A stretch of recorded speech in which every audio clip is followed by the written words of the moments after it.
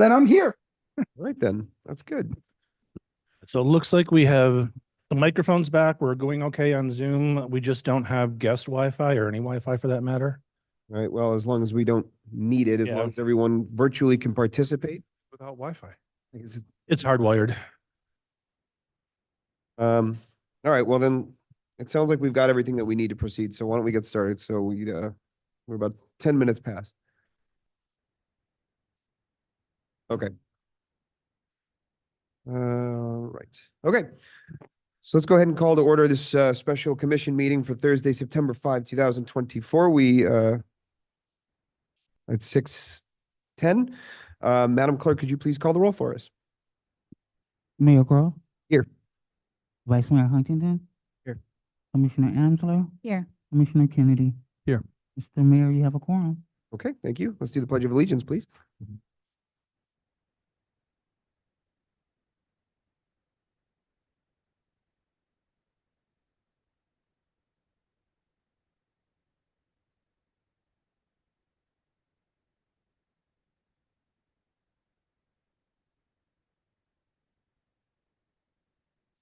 Okay, so let's go ahead and move on to our public comment. We will start with people here in the log cabin, and then we will move on to Zoom after that. Just a reminder that for public comment, please provide your name and address, and public comment is 3 minutes. Are we going to do additions, deletions, and withdrawals before public comment? I know it's not on the agenda, but Sure. may I suggest that we handle the bottom two items first before we do the manager's evaluation? Sure, we can do that. That okay with everyone? Yes, yes, yes. Okay, great. So we'll move discussion up to right before number 5. Okay, do I have a motion to approve the agenda as amended? Motion to approve. Second. All in favor? Aye. Aye, okay. And is amended. So now, back to public comment. We'll start here in the log cabin, please. It's not working. Barbara, is it working? Barbara Kuehl, 777 Northeast 111th Street. I took 4 hours and listened to the budget workshop, the last hearing on the budget in pieces. And one thing, I know you didn't hit some of the departments, but one thing that seems to be very clear to me is that the village, the manager, seem to be more interested in bolstering our employees, the departments, and not so much the residents. For many years, I was on Park and Parkways, and that board worked tirelessly to get money to do things like tree planting, removing Australian pines, tree trimming, tree removal. In fact, there's $89,000 that was left on the table this year because nothing was done. The tot lot canopy, the rec center swale improvements, log cabin handicap parking, the log cabin walkways, the lighting for that. Well, that actually wasn't budgeted, but these things were budgeted, and these are all code violations, which this village has been told about for years. But again, this year, nothing was done. Nothing was done about the surveying all the drains, which again, David Raymond has brought it to everyone's attention. And I'm glad he has, because that's really what this village needs, is somebody to keep bringing back things that keep getting forgotten. You can't take care of the drains unless you know where all the drains are. And that, with our crumbling road system, these are the things that are important to residents. You know, people moving into this neighborhood, they look around, people who live here, they want to see trees, they want to see nice green space, they want to see good roads. They don't really care that we now have a key swipe for the log cabin at $15,000. They want to know the drains have been done. And you know, the public works manager said, well, we're in the city of Miami, they only did it every other year. There was a whole discussion about that. But the fact is, he doesn't live here. This Biscayne Park is completely unique. We have trees and leaves everywhere. I can't imagine any drain that isn't going to be bombarded every year with debris, leaves, and things that need to be cleaned. And that's what residents want. You've, the salaries for the staff in almost all of the departments has skyrocketed. You've increased the amount of staff, especially in code. Increased budget department, That is time. I just feel this manager has done very little for residents. Thank you.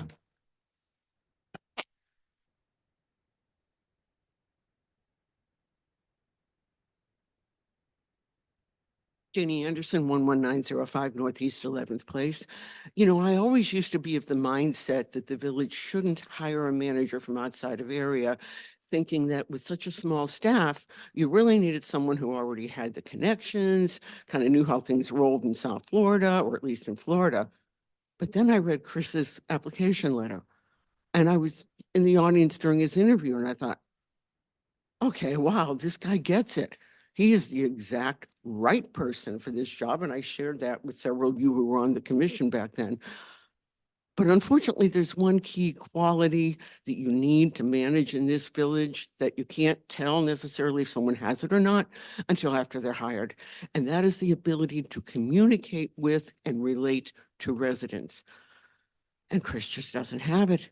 You've seen a couple of our email exchanges where, in my opinion, the response from him was condescending, it was sarcastic, it was occasionally snarky, answers that were more non-answer answer.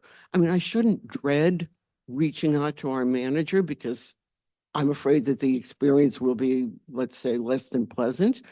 But more critical than that, because of its greater ramifications, was the poor communication for our upcoming election. For the most of the very first week after qualifying started, you literally had to dig to find any information. But for that, you'd have to know where to dig because nothing popped up on the website. You had to go down under alerts where there was a link that said qualifying starts today, August 13th. And to most of the world, they would have no clue what that even meant. When alerts started to go out, and the first one had the election information at the end of a long list of meetings. Second one had it with board information. When they finally went out on their own, it was too little too late and contributed in large part to us ending up with only 3 people for 3 seats. And of the 3 people, one of them, with one exception, has lost every time he's run for commission. So just one more quick thing, I promise. As far as that just shows you that poor communication leads to poor results. As far as appointing someone to fill in the vacancy, please do like you did earlier this year. Don't appoint someone who's currently running for the election. You don't they shouldn't be able to go out essentially claiming to be an incumbent commissioner when they've only been appointed for a couple months. Thanks.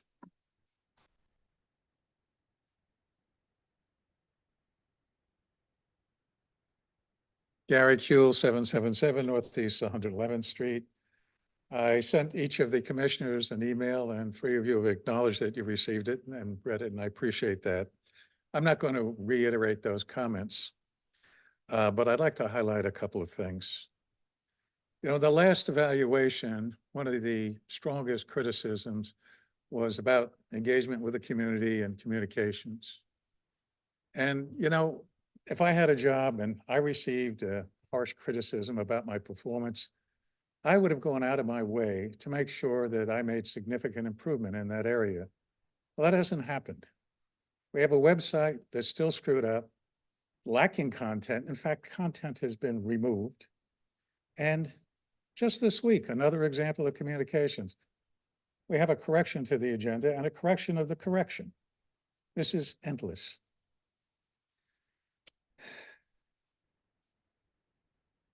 You know, the job isn't just about maintaining status quo.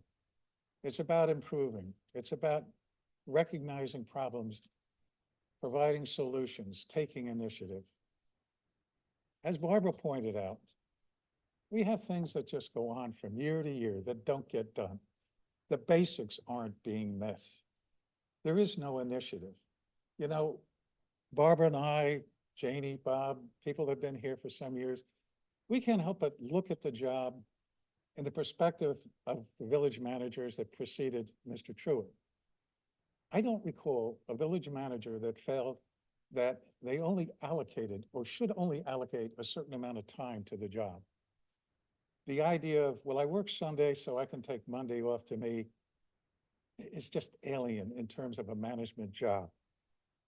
And that came from an email about a vacation day, as I remember.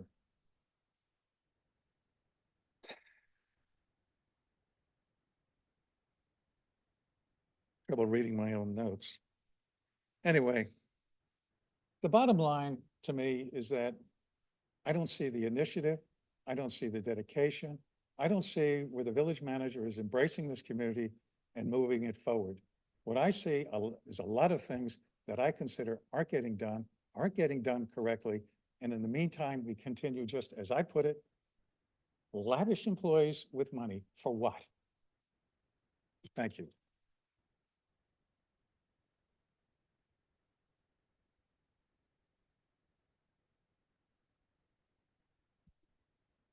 Bob Anderson, 11905 Northeast 11th Place. I listened to the budget meeting that you had earlier. And one of the things that struck me is it was happened to be the police department, that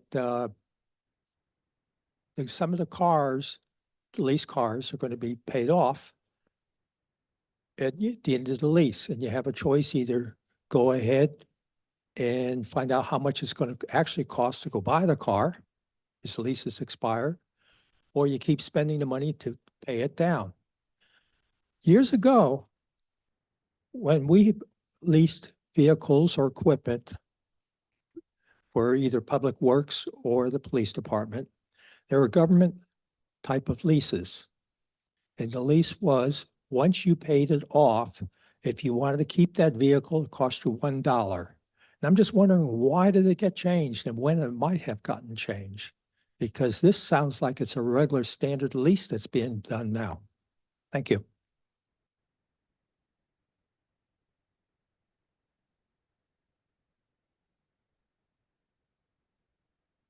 Any others in the log cabin before we switch over to Zoom?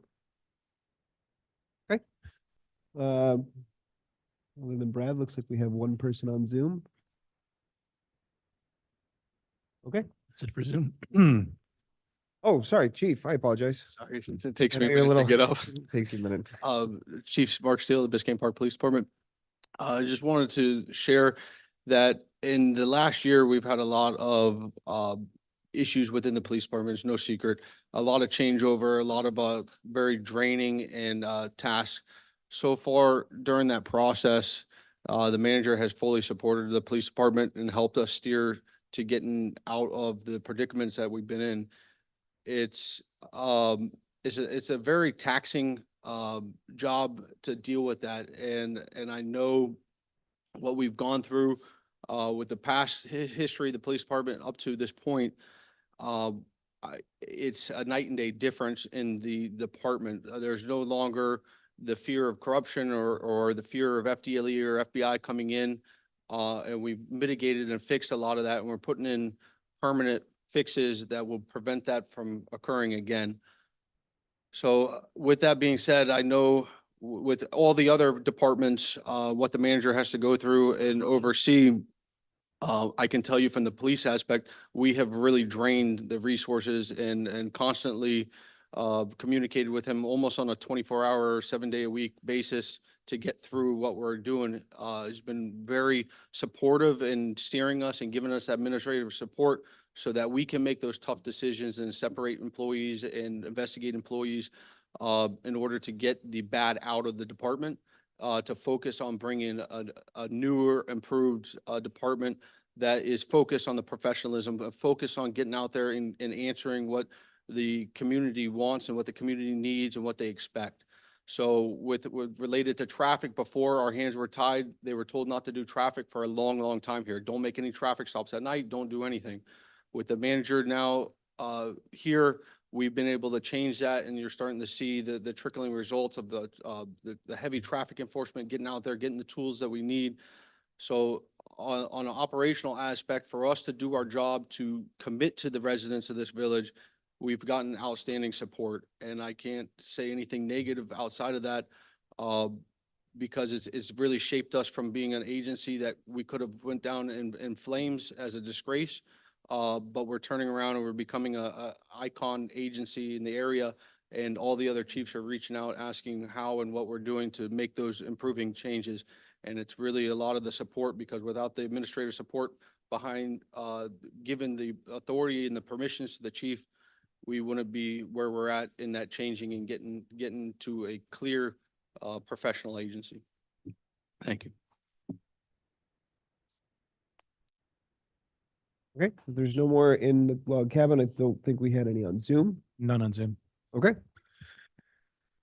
Okay. Thank you everyone for providing public comment. Is there any, I know it's not on here, but do we have any specific reply to public comment this time? I know a lot of it's addressing the substance, so I'm sure we will get into that. Okay, so let's go ahead and move on to our discussion items on the amended agenda. The first is the scheduling of the second budget hearing. And these are kind of together. So these are just discussion items. So let's talk about selecting an interim commissioner. Fortunately, Art left us. He's not on here, but I know that. Listening in. Is he? Yes. Well, Art, thank you.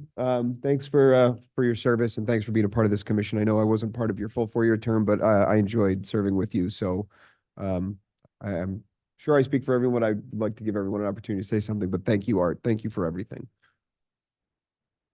Well, I hope we're going to embarrass him with a proclamation at some point now that he's no longer part of the commission. So I think we should I'll probably do say, that. I'll share my thanks with him then. Definitely. Thank you, Art. It was sure a difficult decision to resign, but thank you for serving the community. Same here. I appreciate, it's not easy, and it's been wonderful to have your perspective on board. So thank you. I think it might be noted that Art left to kind of save our butts from a sticky situation regarding budget deadlines. It's probably more than we want to try to explain now, but if residents don't understand what happened, they can reach out to any of us and we can explain. But Art did a very honorable thing by stepping off the commission yesterday. Certainly. No, I agree. Which leads us directly into the first item, selecting the interim commissioner, because as we've been advised, we need 5 votes. Pass our budget on the 26th. It is currently set for the 26th still. We can get to that point if we need to, but we need to determine if and how and we've got to appoint someone. We have to do it. So I admittedly, I don't remember the exact process. I think we opened it up to people that were interested that fit an application. I don't know that we have the time for that. May I make a recommendation? Yeah, sure. Something I kind of thought through the past couple of days, and maybe some of you got there in your minds as well. We have a commission meeting on Tuesday night, and there is no a set protocol for how we do this. The charter does not provide for, it provides for us to do it, but does not direct us how to do it. And when we did this to set up the election that yielded Ryan, we came up with a system that made sense given the amount of time we had then. Very different situation now, and our backs are up against the wall. We have a meeting on Tuesday, and here's something I thought we might consider. First of all, I'll let you know that I spoke with 2 people, former commissioners, who said they would be willing to step in, serve for a short period of time, understand the budget process, know what we're up against, and could be here on September 26th. Each of them said the same thing, and would be happy to fill that role for us. I'll say who they were. Doesn't make a difference here or there. One is Dan Samaria, who will become a new commissioner after he's an assumptive commissioner after the November election. And the other is John Holland, who we appointed a few months ago to fill Ryan's seat before Ryan was elected. So both of those gentlemen are ready to be appointed and help us out. That having been said, I think it always looks good to the community to try to allow the community to engage and embrace the system. We have a meeting on Tuesday night and we don't have a lot of time. What if we did this? Send out an announcement to the village that we have a vacancy. We will be filling that vacancy on Tuesday, September 10th at the meeting, add it to the agenda, send out an email blast and say, anyone who's interested and willing to step up for the village, attend that meeting. Bring your qualifying documents, which if I understand, Pamela, you can correct me if I'm wrong, would be something that proves your residency and a voter registration card. Those 2 things would qualify you to be a And commissioner. be willing to do the financial disclosure. I'm sorry? And be willing to do a financial And be disclosure. willing to do the financial statement with both of those guys. Did I know that? Show up with those documents in your hand. Pamela can qualify them very quickly before the meeting starts. And we would allow anybody who comes, including those 2 guys, if they both still want to do it, step up to the microphone during public comment, say hi to us, offer their assistance. We have an agenda item. Anybody who puts their name in the hat, we discuss it and figure out who it's going to be, and they can get sworn in that night. I suppose if we wanted to, we could swear them in at the meeting and they could come join us and off we go. But that way we know we have some, I know, and I'm sharing with you that I talked to some people who know the gig and are willing to do it. So we know we can get ourselves out of this hole quickly. But I still think it's important to open it up to the community and allow anyone else to come in and step up as well, because we may have other residents who maybe other former commissioners or board members who are willing to help us out. So that's what I came up with in my head, but I'll be happy to hear what you guys think as well. No, I think it's a fine idea. I do have one question. Just, Brad, can you just remind me if and when we appoint a commissioner to a vacancy, we don't have to do it by resolution, do we? We do. So before I answer that question, Mr. Mayor, if I can just make one comment.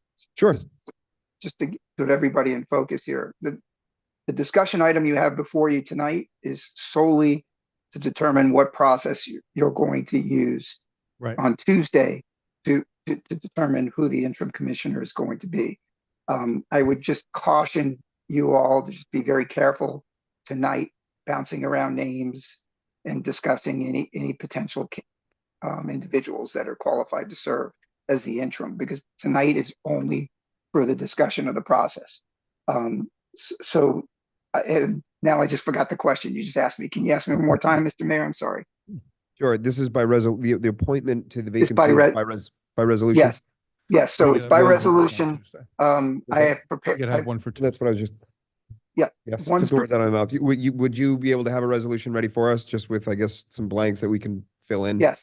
It's already prepared. It's already attached to the. It's on the agenda already. To the Right? agenda. It's already been for attached September to 10th. the agenda. Right. Okay. And it's basically filled out. The only thing you would have to do is put in the name of who you all by consensus, or not by consensus, but by majority vote appoint. Okay. So the process you described, Mac, I think is fine. It's very similar to what we did before on a much shorter time frame. I'd be fine with that if that's what everyone wants. But the key element is getting that message out like fast and in every possible way. And, if each of us could kind of help propel that forward, that would be great. Yeah, that was the only logical process I could see work in my head. And I agree with Mac that I think we need to push it out to the community. I think encouraging social engagement, encouraging a healthy debate among candidates is the best best process forward. Push it out through our normal channels. I agree. My only concern was the timeline. So were you suggesting, let me understand, do you want people to come, they're interested on the position on Tuesday, so that we do sort of an evaluation after their 3 minutes, or we're going to have an interview? What's the idea? I think it could be as simple. First of all, I don't think we'll probably get that many people, but I'm hoping we get a couple more and give them a couple of minutes to introduce themselves. And if we want to ask them some questions, we certainly could do that. It doesn't have to be such a formal process for me. What about, because I am also conscious we have a very lengthy agenda for Tuesday. There is a lot of items that need to be covered that have been moving on from month to month. And we need to get to, I mean, we can keep pushing the same items, some of them from May, I think.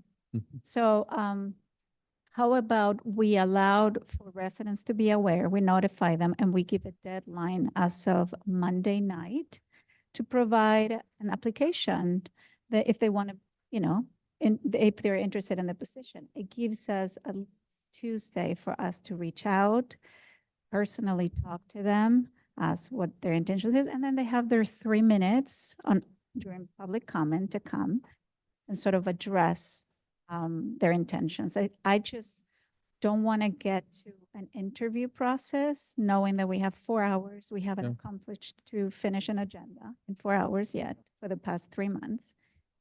So I think if we were to go with that, which I think it's the right thing, push it to the community, see who comes. I'd rather see a deadline maybe of the quality and sort of items and sort of tasks that they need to fill in by Monday night. We can agree on a time frame. Maybe it's business hours, or that's the only way. So, at least Tuesday to and have a conversation. Please prepare if we need to ask specific questions, but not a full. That makes perfect sense to me. My concern is it's Thursday now. Let's say we announce it tomorrow. People have jobs and works. They may not be able to get to Village Hall by 5 o'clock on Monday to get it done. It's backing them into a corner. I don't think we're going to have that many applicants, quite frankly. So I think something less. What about Monday being the qualifying day? They have the whole weekend and Friday. I'm just afraid that people who work like I work from home, so I would be able to run to Village Hall and do it, but everyone doesn't work that same kind of schedule or could already have work trips planned and they couldn't get here. Well, but I'm just that's sort concerned of- that we might I just limit ourselves. sort of, within the role to make the space. I mean, it's going to be 2 months where we have to meet. It's going to be required time. So that's part of the commitment. But it's And only a then the couple other days' part, notice. the other part is I want to be fair to the clerk to make sure that we check for qualified and not have two, say, come 10 people and that we address 5 because the rest weren't qualifying, correct, for the role. So I would like first to have staff make sure that the 5s that are coming forward on Tuesday are in fact qualifying.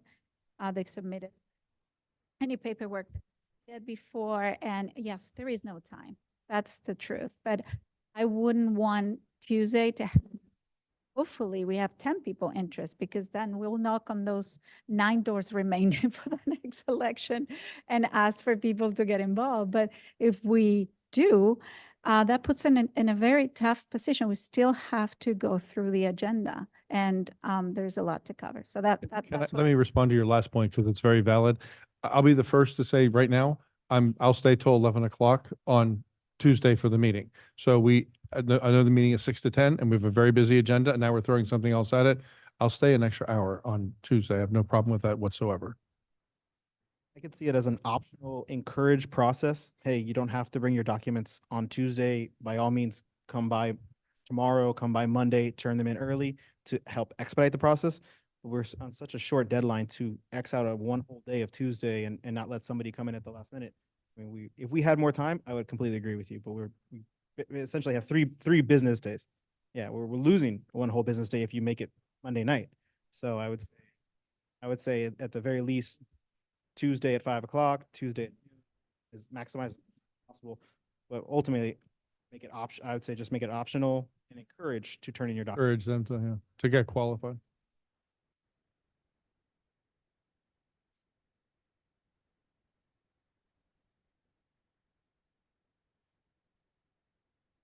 It still concerns me because for example, I travel a lot for my job. And if I were one of these people, I could very well be in Atlanta and go, well, shit, I would like to help out, but I'm in Atlanta and I can't get there until I'm flying back and I land at 3 on Tuesday and I'll run into the meeting, which I've done here. I've come from the airport directly to our meetings. So I'm just afraid it sounds a little overly complicated given this specific situation. In a normal situation, absolutely. Let me ask Pamela a question. Can it work the way I described it? Say that again? Can it work the way I described it? They come with their qualifying stuff? Well, they can come with their qualifying stuff, but we also have a Dropbox at City Hall. If they want to put the documents, they can email me the documents and I can do the pre-qualifying and then, make sure that they have them in hand with their ID when they come in, to expedite the process. But I also want to say,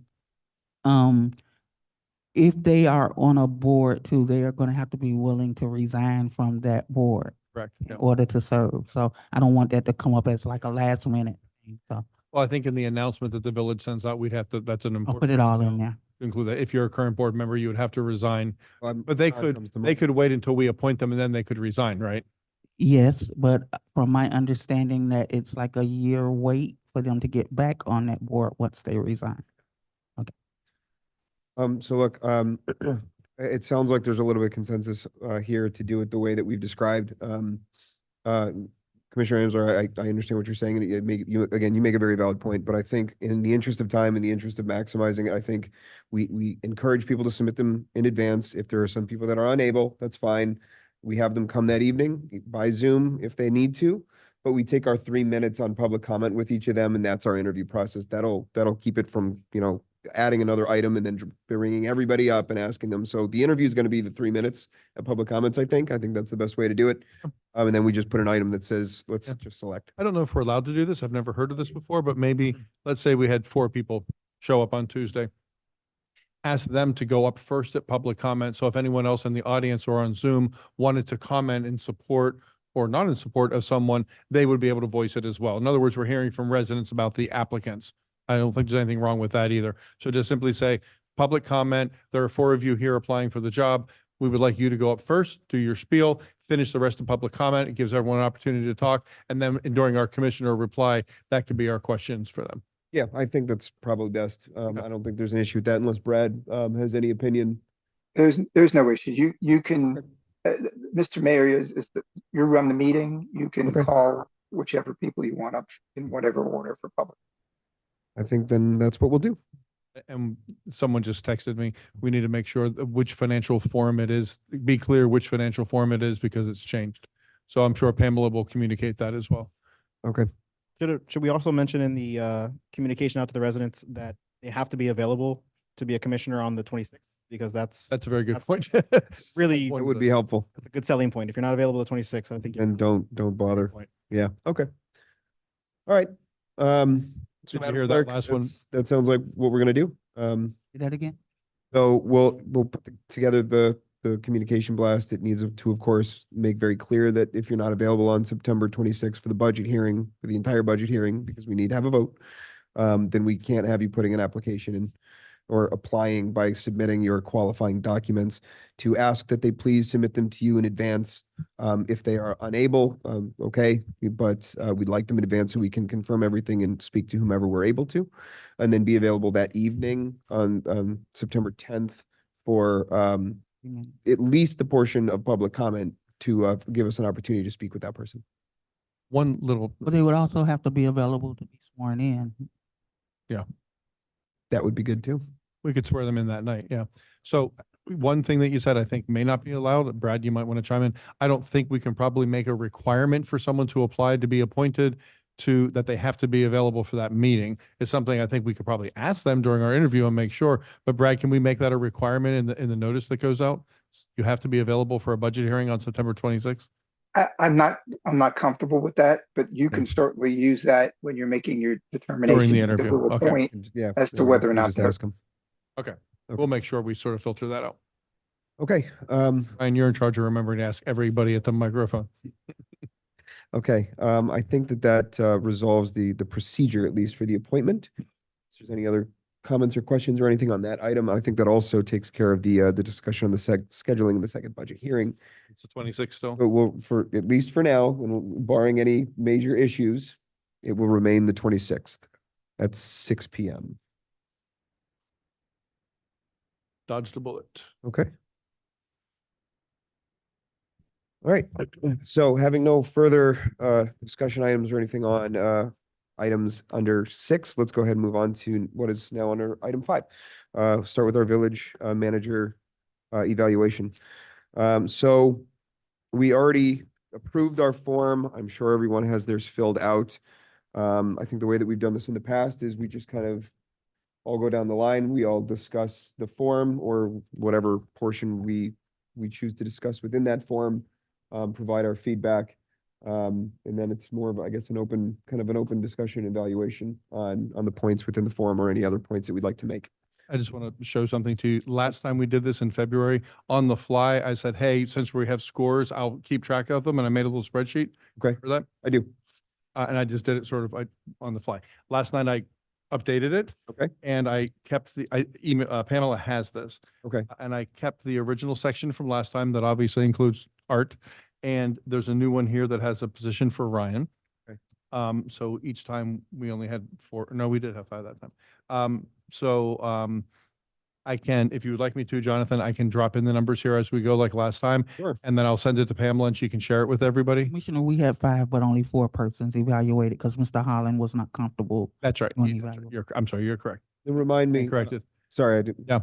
I was just gonna say, was it every item within each section or was it one score for each? It was 1 score for each section. So for example, personal characteristics. Yep. There was the average score. So you guys, Got it. however everyone decides to present their evaluation, all I need is the average score. So would you like me to do that? Yeah, certainly. I'll give it to Pamela. She can share it with everyone. And then I'll be able to, when someone's done, give their average score and give a total average score. And I've also converted it to percentage because it's an easier number for people to follow. Makes sense. Like a score of 2.6, what does that mean? But I convert them all to percents. That works. Yep. And then on one other point of order for the actual forms, our names are on these and we have an area for like a signature. So I remember we submitted these to the clerk afterwards. So that's what we'll do. Madam Clerk will be submitting it to you after the evaluation is over. Okay. I am trying, mine is in the cloud. Oh, no. So we have I- a bit of an issue. You can connect. No, I'm trying to use my phone, so. Oh, if you like, you can tether to my device and you can pick it up from there. No, I got my network. It's just, I don't have, this is my personal, I didn't bring my commission phone. You know what I'm saying? So this is connected. I'll figure it out. I'll figure it out. All right. Well, if you need, Yeah. you can connect to this. Do it. I think that I'm connected to the normal Wi-Fi. Okay. You're connected to the log cabin? I might. Thought I was. Give me 1 second. Let me see. Yeah, I am. Let me see if it works though. Yeah. Because I don't know if it does. Now it's just trying to connect. Never mind. I am connected, but no internet. So Veronica, if you need, you can just connect to the phone. It's just also to yours? Yeah. See if it- Okay, I see what you're saying, to the hotspot. Yes, correct. Okay, Sorry. You said, it doesn't show though. There. So you want to put in it, so you don't have to tell me. long and it's a Take- combination of letters and numbers.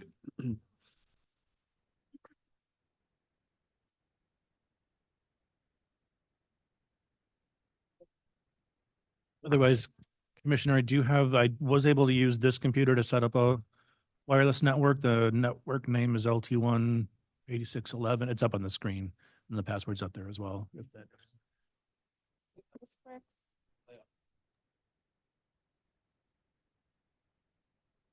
What did I miss? Seems to, can I keep it here? Yeah, you bet. Yeah. Let's leave it there. Thank you very much. Okay. You got it? Good. You can get started. All right, perfect. Just want to make sure you're ready. Okay. All right, so look, if no one wants to get started, I'm happy to. No, I'm happy to start us off. So before I get started, I thought a lot about this and I just kind of like to make a general comment I think that is applicable to my review. And it's something I thought a lot about. I was told for a very long time in my career that I was too nice to be a lawyer, which I took exception to. I'm no longer at that firm. But I'm at a firm right now that emphasizes in part of our ethos, it's one of our founding principles, is something that we call powerful kindness. And it's something that I like to practice. It's something I take a lot of passion in. It's something that I feel is very important. It's powerful kindness and respectfulness to attorneys, to colleagues, to clients, to everyone. I've never brought this up before, but I do feel that this is very important to me, and I wanted to share it with everyone here because I think this is very important based on some of the things that I recognized in my review. So I think this is important for our manager to hear. I think it's important for our staff to hear. I think it's important for our residents here. I think it's important for our commission here. I think it's important for everyone because, and I think I'll tell you the reason I think it's important is because the thing that I've found to be very special about our neighborhood is not necessarily that we're an oasis in the heart of Miami. It's not necessarily our green spaces. These are all very important things. But what I've found to be the most important thing and the most attractive thing about our neighborhood is over the last 7 years that I've been here, about 7 years, is I've noticed how kind we are to each other. I've noticed how kind my neighbors are to me and how we are to them. I've noticed just how kind this community is. We are kind, we are respectful. I think this may sound a little funny, but I think we all, we have a certain level of love for each other. And then that I think sets us apart here in South Florida, and just kind of in general. I think that that's a very important thing about this neighborhood and how we all treat each other. So this isn't really part of a directive, or I'm not really inviting any type of let's have a discussion on it, but I think it's just something I really wanted to make known that I feel very strongly about. And I feel very strongly about us here because I do feel that this commission has been very kind with each other. And I like working with us because of that. And I found that with the residents, that one of the things that I love doing with residents is kind of practicing this respectfulness and powerful kindness. So I just liked us all to keep that in mind. everyone here and everyone who's listening or who may hear this and going forward. This is just kind of a general statement of my point of view in life. So I felt that important to share, and I appreciate everyone giving me a few minutes to make that clear. So having said that, so I'm going to go by category here. And I will note that in each of these categories, I found a lot of these not necessarily conflicting, but different aspects of these categories kind of ranked in different ways. And I'll run through them. I don't know that I need to address any of them very specifically, but there are several of these things that come out of each of these sections that I find to be very important. And that kind of ties in with some of the narratives that I have at the end of the form. So, personal characteristics. Some of the things that I felt were good in this, and this is based on my experience with the manager in times of emergency, in times of storm, is ownership for the position. I felt that was a particularly stronger area. We've communicated a lot when we have issues of emergencies. Chris has been here in the village. We've talked a lot about where the issues are, how we can address them. And I've seen him here and he reports in. So I found that to be a positive aspect of personal characteristics. And I will tell you right now, most of these kind of stray right along the just above or just below average. So that's right about where I am, generally speaking. So this one for me was a 3.2.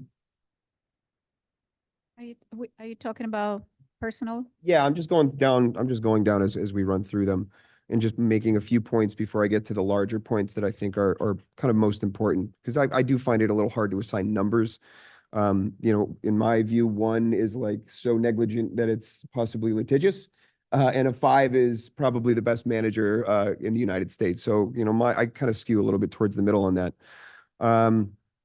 Professional skills, kind of the higher end of the marks here, a little bit relate a little bit more to kind of innovation and creativity in how we analyze and solve problems.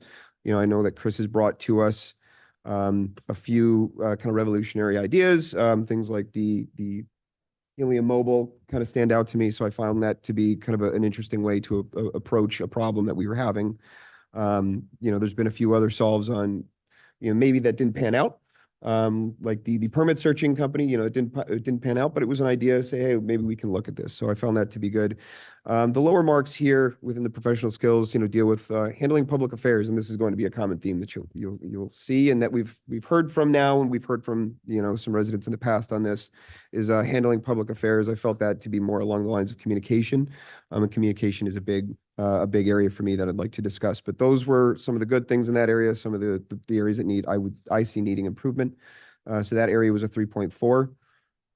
Relations with members of the elected body. This was a little bit lower of a section. This was a below average section for me. It's no secret that we've had some issues between the commission and the manager, and these are things that I've expressed to you as areas that I see as being particularly problematic.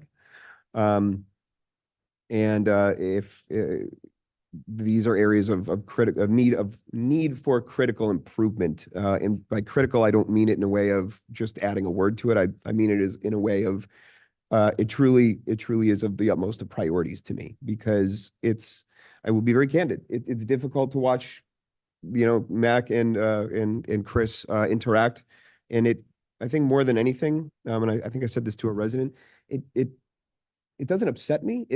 It saddens me more than anything. It really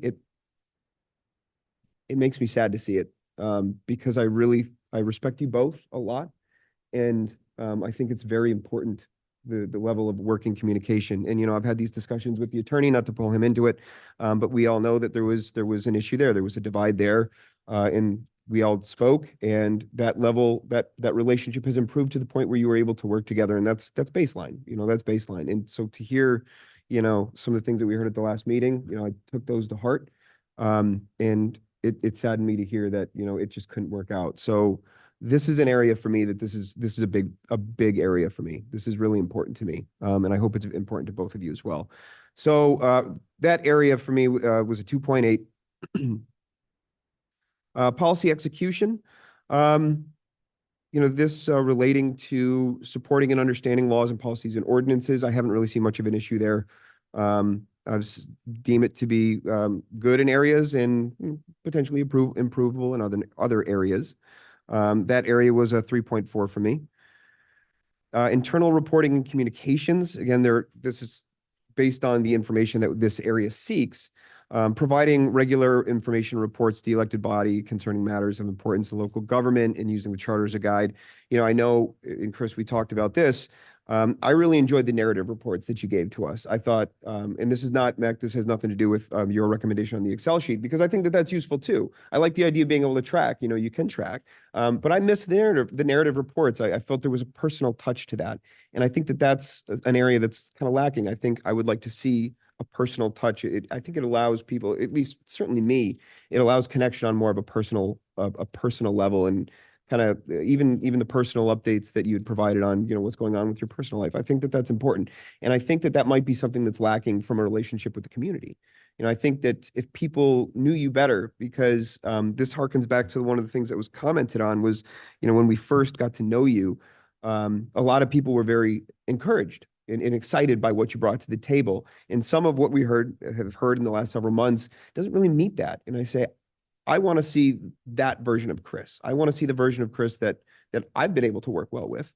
And I want to see that version of Chris work well with everyone. So I think that it's there. I think that you have that ability, and I don't know where this strayed, but I do see it as repairable. I just think it needs a lot of work, and I think it needs a lot of work right away. So that's an important area for me in handling reports so as to convey the message on the affairs of the organization open to public scrutiny. That ties again a lot into communication with the public. So again, these kind of stray a little, some very good, some not so good. So that averaged out to a 3 even for me. Citizen relations and communications. This again is a lot like the issue with the relationship with the governing or the elected official body. Appropriate efforts to maintain, citizen satisfaction and services, responsive to requests from citizens. Certainly, we may not hear about the good interactions that you have with residents, but we certainly don't hear about like the ones that are not so good.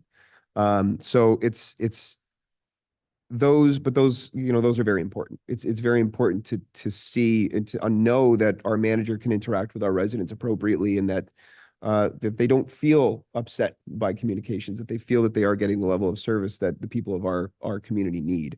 So that area for me is a lot like what we already discussed. That was a 2.8. Staffing and supervision, that's no real surprise based on what we've heard in the past. These were the higher areas for me.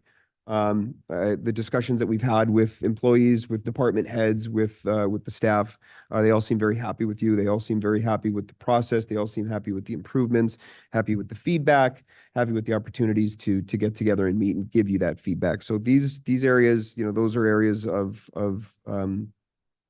positivity, I think. So the staffing I had for a 3.8, and supervision is very much like that, I think. So supervision was a 4 for me. Fiscal management. This one is obviously a little more top of mind because of the budget process. Now, as far as preparing a balanced budget and the way that we went about the process, those were a little bit lower for me, but the how we use funds and how we allocate them, a lot of this ties back to the CIP, which is one of the stronger elements of your tenure here as our manager that I've liked a lot, is the implementation, the creation implementation of a CIP, because we've never had it. And it is very important to tracking progress in developing the areas of need. And I know you've mentioned in the past that the CIP and the timelines for the CIP were developed with the strategic plan in mind, which is good, because I'd like to see the strategic plan as kind of our guide. So using the strategic plan as a way to kind of work what areas of the CIP need to get executed and when, I think is important. So I do like the CIP. I think that that's really important. I've liked that. The budget, we've had 3 workshops. I don't put that all on your doorstep, certainly. I think, you are the manager, you're ultimately responsible for it, certainly. But I think, as we heard in our last meeting, and not to single out the police budget by any means, but the police came to us and asked for 6 new people. We whittled that down now to, I think, 2 proposed. But Paul came to us and asked for 1, for around the same cost of what we were looking for a part-time police position.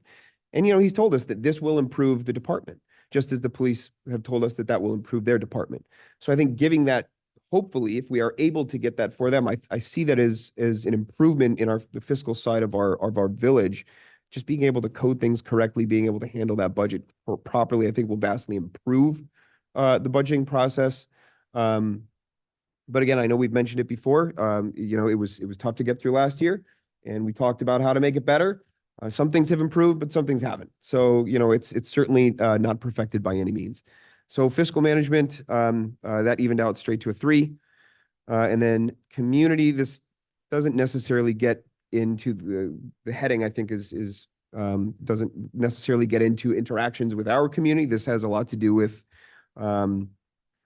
like cooperating with regional and state, working with other municipalities. I've been to League of Cities a lot. I talked to the other managers in surrounding Tri-Village area. They say that they have good interactions with you. They say they work well with you, that you reach out and you ask for ideas, and that's a good thing. So cooperating with neighboring communities in the county, this one here, avoiding unnecessary controversy, that goes back to the communications part within the community, not or outside of the community. So again, a lot of here is some good, some needing improvement. So that one averaged out to a 3.2 for me.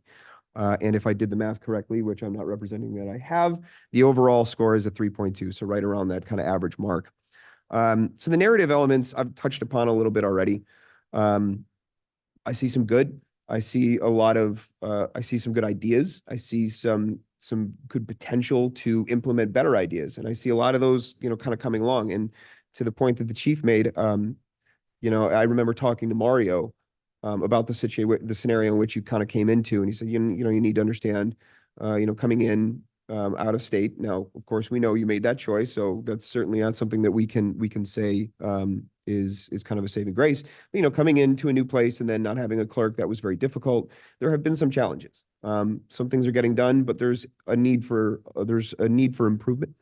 And the biggest areas for me is kind of communication relations with our residents, because again, we all serve our residents, and that's of the utmost importance to me.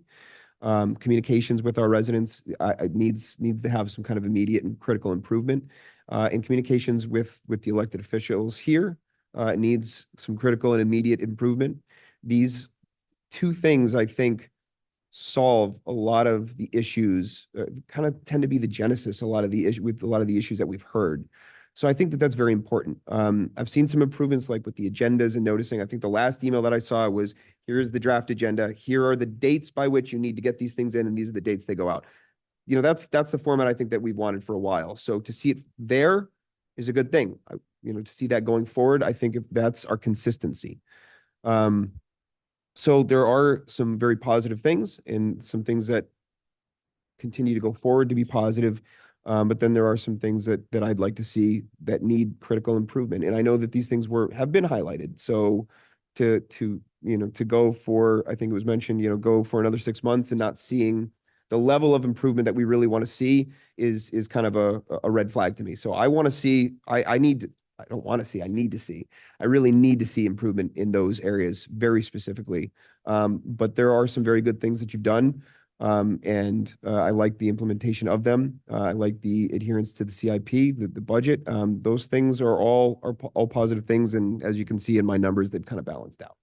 So that's where I see it. That's the benefit of it. I don't know if you have any questions, if you want any recommendations or anything, they're in here. I'll share that with you, but that's kind of the overview. And that probably took a lot longer than I meant it to. So I appreciate the time and for you to listen, and I appreciate the time of the commission to allow me to share my thoughts. So thank you. You want me to recap scores for each one of you as you go? I got him here. I don't think so. I have the last time as well that you want to compare. No, I don't think so. I've got my scores. I know where we're at. I'd like to hear at the end though, when we get an average and a tally. Okay, so floor is open to whomever would like to go next. I'll go. So Chris, what I'm going to do is I want to highlight your best score and to me your worst score for each category. So we'll go over personal characteristics. For me, exhibits a sense of ownership to the position. I scored you the highest on that category. I feel like you've taken ownership of the village manager. You've had rough times, you've had positive times, but ultimately you take ownership. I've seen during our extreme weather events, you've been out here, you've taken time, you've exceeded your time here during those times. Your low score for me is exhibits composure, appearance, and attitude appropriate of the executive position. It's no surprise to anybody. There has been rough times between you and the commission, and to me, that's your low score there. So overall, it's a 2.4 for that category. Professional skills demonstrates capacity for innovation and creativity. The helium phones, other innovative things you brought to this, that's your high score for me. That was your highest score. Handles affairs of the public office in a fair and impartial manner. That would be my low score for you in this one. Echoes back to the same thing, the commission, the dealings between you and the other commissioners, that would be my low score. Overall, it averages out to an even 3. The same scores for those two, but that's my high and weak point for you in that category. Carries out a directive of the body as a whole, as opposed to those of only one member of the majority group. That's your high score for me. When we give you a directive, ultimately, I think you're fair and impartial. You do the directive we give you accurately. Responds well to advice, requests, and constructive criticism. To me, that's your low score. When things are constructive, sometimes the criticism we give you is not always received well. To me, that was your low score. For me, it's a 2.4 for that category. Policy execution. My high score supports the actions of the elected body, both inside and outside the organization after a decision has been reached. Echoes back to the exact same thing before. Once the decision is made, I feel that we get action from it. Or my low score is offers workable alternatives to the elected body for changes in law and policy. To me, this is one of your strengths is you come from other bigger municipalities, but you have to understand, it's something we touched on today in our meeting, that Biscayne Park is like no other municipality, and we have to really learn how to do things the Biscayne Park way, because we are this niche little small community with a small budget, and we need to be creative with our funds a lot of times. And that's one thing I think you can learn along the way. So it's a 2.4 for that category. Is it policy execution? That was policy execution. Yes, sorry. Internal reporting and communications. My high score for you is produces reports that are accurate, comprehensive, concise, and written to their intended audience. The reporting, when I first came on the commission, was as a resident watching manager reports was kind of, ad hoc. They could do better. I've seen an improvement over time. I like the way we've gone with the Excel spreadsheet. It's an improvement for me. My low score is responds in a timely manner to the elected body for special reports. A lot of times emails between you or your staff, it goes days and days before I get a response. It's something that I don't feel like I should get it immediately, but overall between you and your staff, it needs to speed up.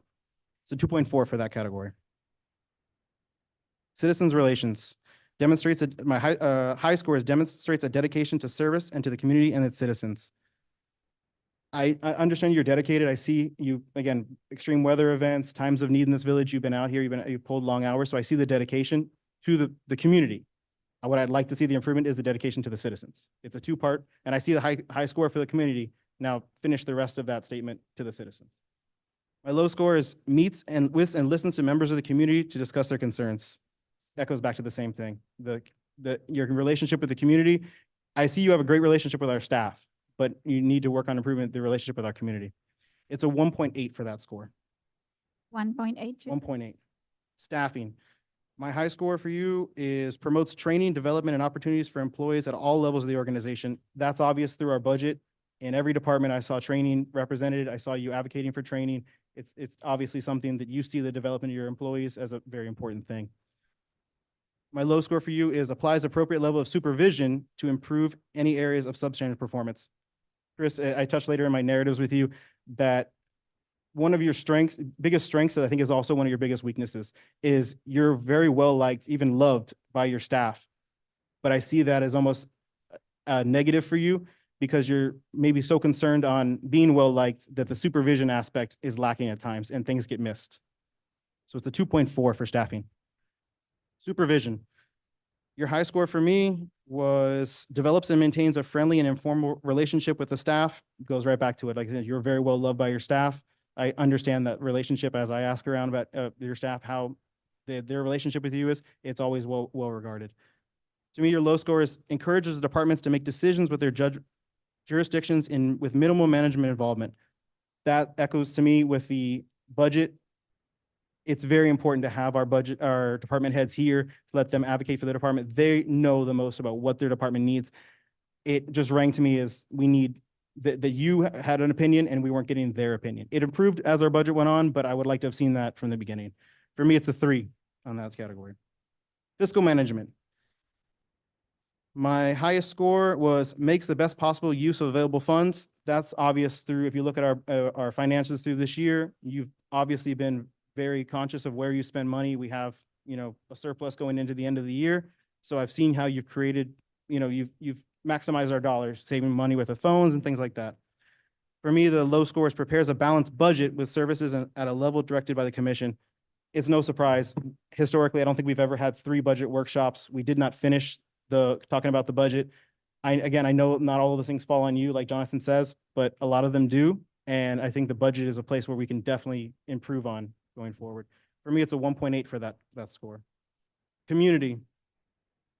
Your high score is cooperates with neighboring communities and the county. That was obvious through the extreme weather events. You were out there, you're talking to the county liaison with other neighboring municipalities. It's one of your strengths. Your low, no surprise here, avoids unnecessary controversy. I think, again, it goes back to the community involvement, your communication with the commission, those interpersonal skills is definitely someplace we can improve. For me, it's a 2.4. That's an overall score of a 2.4.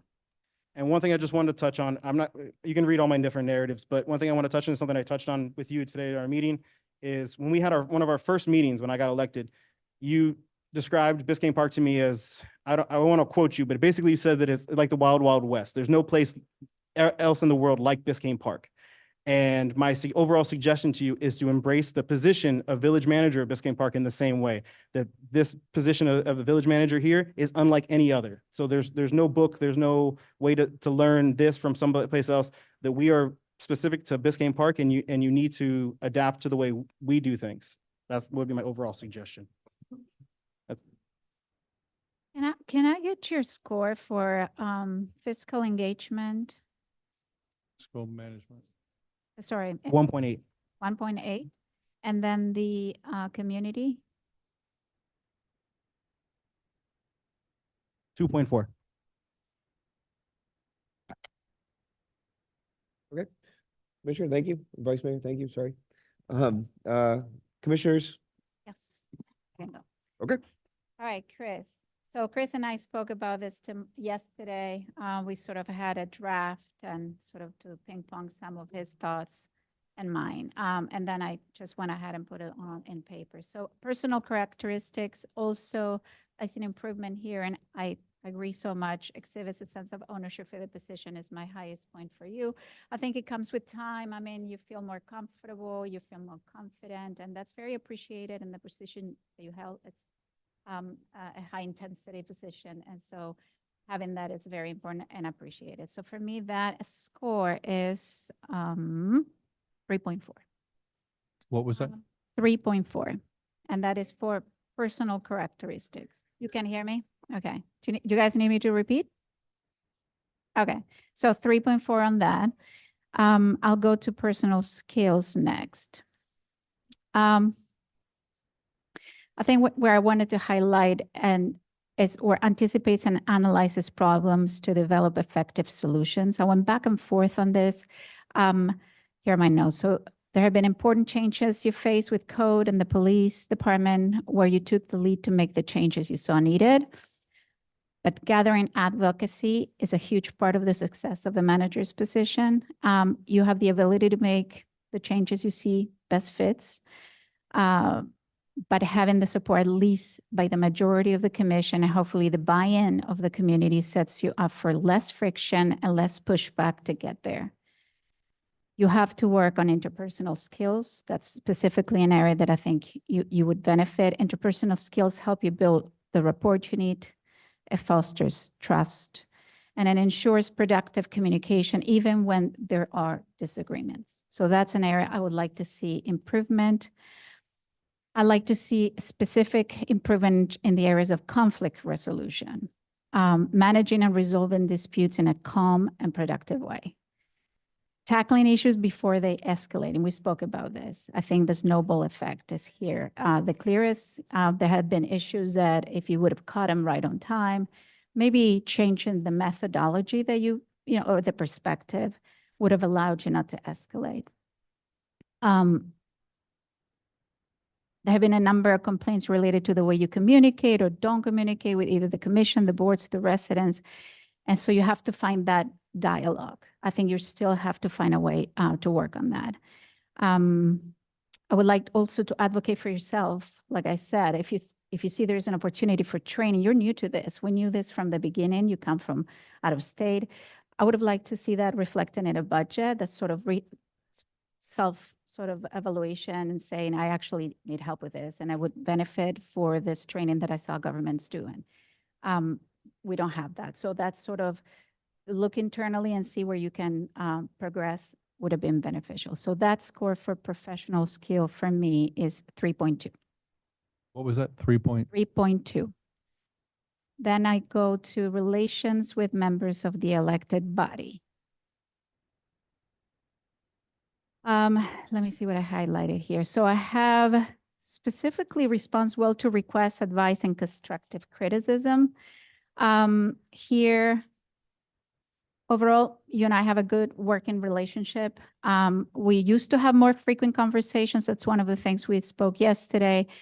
They weren't being so productive. I was doing a lot of the talking. So I like to just kind of reframe how to be more on top of the issues, the pressure points, because it helps me advocate when I speak to residents so that I have the full context and the full picture that I would normally not see because I'm not in the day-to-day. So those are space for us to do that. I think I've seen a lot of growth in the area of discussions. We've had a lot of discussions on the agenda items. And this for me reflects that we're not connecting. So the need for commissioners to bring forward more issues to discuss, I think could be alleviated if we had more of a different sort of a dialogue in a different format. I think you're yet to find that.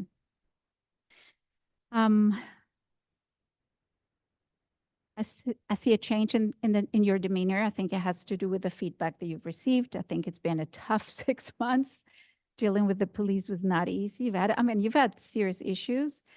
You've also have a lot of internal back and forth between us with Commissioner Kenny. All of these things have been already public. So I think that's also gets you in the defensive mode. So working on how to address what you need to address in a way that doesn't convey that is important.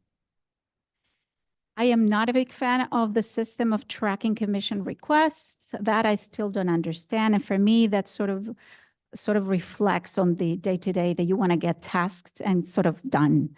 And I think you're missing to stop, sort of take a distance and look at what really the issue is. So this big picture versus the urgent and the important, all of that, I think there's work for improvement.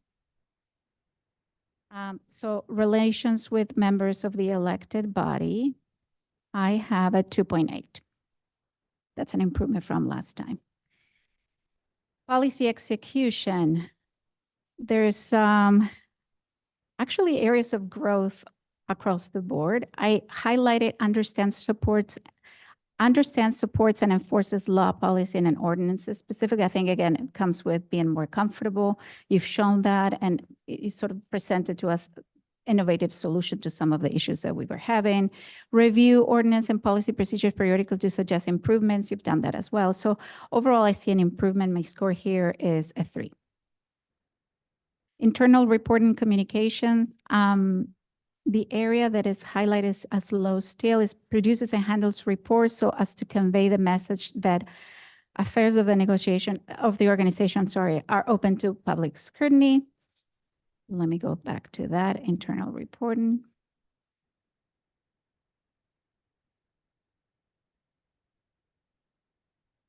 So I can see an improvement on the different type of departments and of the data and the format and the quality of the information that you shared during commission. I definitely see it.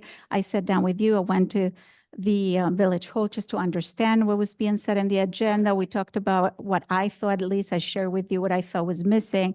And you were very receptive of that. And I saw some of the changes, but we're still, I think I'm still missing to recognize the big picture and the strategy behind all the suggestions, the changes by department that we see, and how they can impact the long term. So for example, the budget process has not been easy. I told you this budget was tough.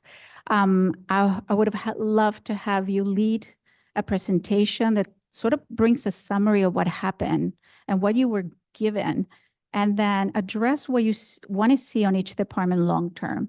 That didn't happen. We went back to the same format. We just added a few summary of other years, but I think just grabbing, it was your opportunity to say, hey, it has been like this for 5 years. So it's not going to happen this year. And I think also just managing expectations is important. A lot of times I hear you say, if the wish of the commission, you sort of course, at the end, we have the say, but I would like you to be very blunt and push back whenever you feel you need to, and stand up for what you think it's needed. We talked about salaries and some of the pressure, that we were put in terms of budget for this position. I think certain positions are crucial. And I would have loved to see you firm and sort of showcase a long-term plan as how you wish to see this happen and within the next 3 years. And for us to do that, you need our approval to get here now. And this is sort of the change you expect to see. And then we can talk about it. I also would have loved to see the vendors more involved in this process. I think CAP, finance, lobbyists, grant writers, I would have liked to see the big picture of the strategy behind that as well. So for internal reporting communications, my score is 2.8. Then we go into citizens relations and communication. This is the area for improvement. I've seen an improvement. The overall is 2.6 for me in this area. We have had other platforms show up, improvements on the website. I think you're really trying. You're trying to connect. The app was a win. There's still efforts, behind that to be made. I would have loved to see more from the public sort of addressing the impact of this, just to sense the pulse and address it, if there needs to be change. So let me just make sure I don't lose my track of thought. I'm still missing to recognize that. I already told you this. Hold on. I see an improvement with the addition of the app, the more active posts around the different platforms, but there's plenty of room for improvement. The upcoming election was an example. I think maybe if we heard that we weren't receiving enough or people weren't coming forward, it was an opportunity to change the methodology, like maybe go offline. We've done so much with the app, the website, and the different platforms like Nextdoor that, maybe printouts, deliver under doors, maybe even if you had some budget in the administration, you see this suppression point you get in, addressing it with some budget behind it would have been a solution. So I'm yet to see a plan that's clearly taken into action and sort of receive that feedback from the community, sensing that it's working. So when it comes to citizen relationship, I think I told you that my score would be 2.6. For staffing, an improvement with the addition, give me here. So I think here, recruits and retains competent personnel for staff position, applies an appropriate level of supervision to improve any areas of substandard performance are my areas to be highlighted as low. There is a lot to be done in terms of the team that you have and sort of who is your right hand for each thing in each department. And I think SOPs are still missing. It's a piece that I haven't seen a lot of traction. I know this takes time. With this, I want to say before I forget, phasing of the elements of everything that you have scheduled is super important. We spoke about that as well. I think just not having the big picture of some of the items that were mentioned today that we've been seeing since last year. We see tracking of progress, but a lot of that doesn't specify, well, it will be 2026 after the design, after the procurement. So there is a process in place. So I think that would help, but you need to have the right people on board. And I'm not sure if we are sort of making sure that that's in place. And although I have to recognize again, the morale is high and your staff really appreciates you. Everything I hear internally has been great. So when it comes to staffing, is a 3.2. So it's also an improvement from last year. And I'm expecting, and I'm really expecting to see the evaluations. I'm really betting, and part of this, it's having consideration that you mentioned, this is part of what's going to happen this year. I'm sorry, Vera, what was the score? 3.2. 3.2. You're welcome to join us tomorrow for the kickoff. You start tomorrow. Yes. Oh, To the team tomorrow at 1. I think that's going to make an impact. Then supervision. Let me go to supervision. Areas that I highlighted, I think, let me just go straight to so everything pretty much is an improvement here for me. I think the biggest improvement was staff performance, assessing their progress. I think you have installed different opportunities for bonuses, and you've really tried to sort of advocate for your staff. And I sort of what Ryan was saying earlier, I think we need to see how you balance that with the goals versus what was actually achieved, and how is that actually impacting our day-to-day and our residents getting the sort of level of service we expect. So I think in terms of supervision, it's been better. And again, looking to see, did I say 3.6 already? No, 3.6. The evaluation and all of that, okay? Fiscal management, 2.6. That's the same as I had last. And I think this is a heavy one for me. Fiscal management, so you had suggested a lot of different ways to read the financials, to showcase it every month. I sometimes don't have clear the long-term picture, and I think that's something I address with you as well. So the areas that I have low right now is intelligent and accessible format. Again, I was giving you ideas as to maybe there is a PowerPoint per department that you could put together with the help of finance, or using the resources of our vendors to come forward. Ensures that actions and decisions reflect an appropriate level of responsibility for financial planning and accountability. Same thing, I still have to meet with you. There's certain things we discuss in the budget that I'm not sure at what point we got there. We've been talking we go sort of item by item, but I miss the strategic mindset that kind of sets that in place in 3 years, so that we can also be patient to get there, and we know what we get in this year instead of when it all happening. So that is, for fiscal management, is 2.6. For a community, and that's the last one. So my lowest is avoids unnecessary controversy, as you can imagine. We've had that conversation. I think this is what I wrote last time, and it applies, and I left it, but it says the learning curve is to deal with the high tension items. You have to rise above by delivering spotless execution. Nobody would have anything to say in any manner if we were better at what we deliver. And I think the community needs this. The community is waiting to see this happening, and that's an area that we need to develop. So that is lower than the last evaluation at 2.8.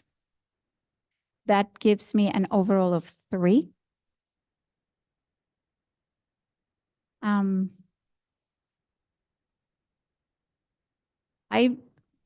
I really think, again, there's 3 things that remain the same. As I was reading my evaluation, I still have to see traction on my 3 most important items.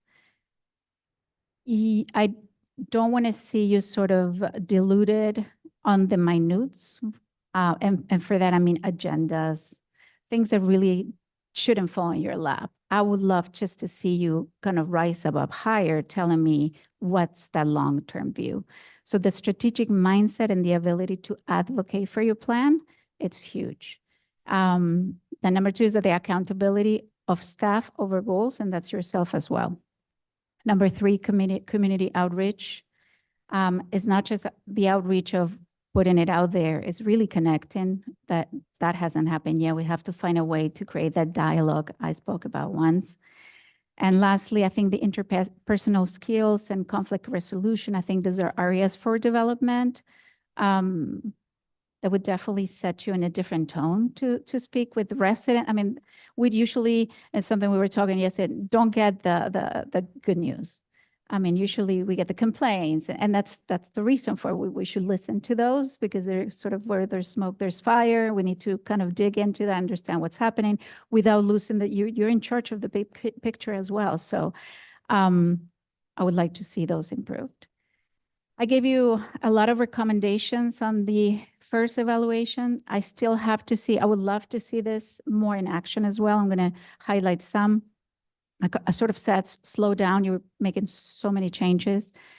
And come to the commission and to the community with the ideas, advocate for the ideas. I'd rather not come into a commission meeting and hear what you're thinking about behind a certain item. By the time we get there, I should be absolutely clear. So I shouldn't have questions, basically. And I'm hoping you get to that point where not only I ask the right question, if I'm missing something, I expect you to come and address it. Speak up more, we talk about that. Find a space per week to connect with the community, encourage conversations beyond the emails. Again, finding another way to track that. Design a space for formal feedback. Bring heads of the department forward. Another thing that was addressed during this budget meeting, but across the board in every commission, yes, I would love to see every director stand up for their department, answer, kind of advocate for their needs as well, and showcase the good and the bad that's happened that month. And bring the vendors forward. These are all suggestions. They still apply. I know you have working items on this, and that's why my evaluation gives you a number overall, but these are very still valid. And that's my evaluation. So thank you.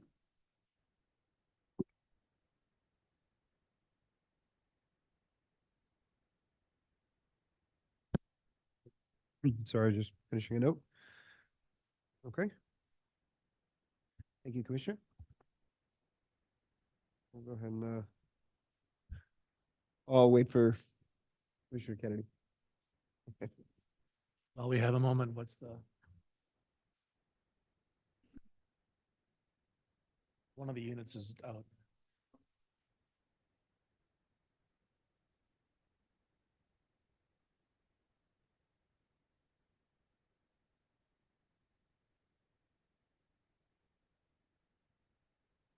So it's not coming back on tonight then? Okay, all right. Those are the most immediate need of concern. So Commissioner Kennedy, are you do you want to run yours while you go through them as well? I already put them on the, That makes sense. Okay, then. thought I could sneak out real quick. No one would.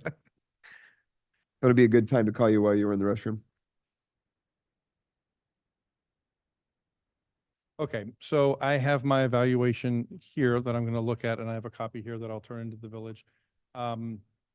It speaks for itself, and some of this will come as no surprise, some of the things that I'm going to say, and some of the things that you guys can read here. So you're all welcome to get it. I'm sorry, it'll be public record, and you can get a copy and you can read it. I'm not going to go through it in detail. It wouldn't really serve much of a purpose, because I didn't feel like our last evaluation served much of a purpose, quite frankly, and that's why I'm not going to bother going through it here. But I'll save other comments and recommendations for the next agenda item. Procedural question. Are we going to discuss the other items in here? Because everyone just talked about scored topics and none of the other things that were behind that. Or are we going to do that separately? Which do you mean specifically? Well, the scored items we all did, but then there was the narrative evaluation that I didn't hear people go through. Or did you all kind of do that?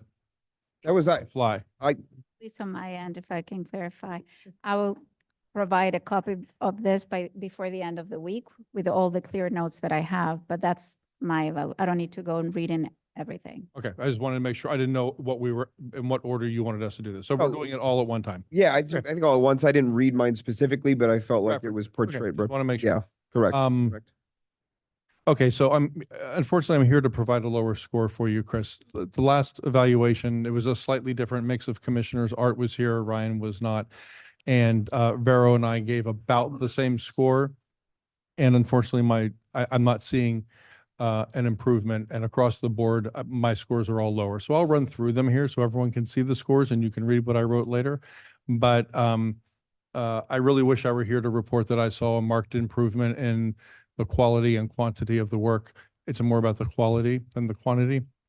But unfortunately, I'm here to not give a great report. So I will run through here very quickly, area by area, so people can hear my scores since they heard everyone else's.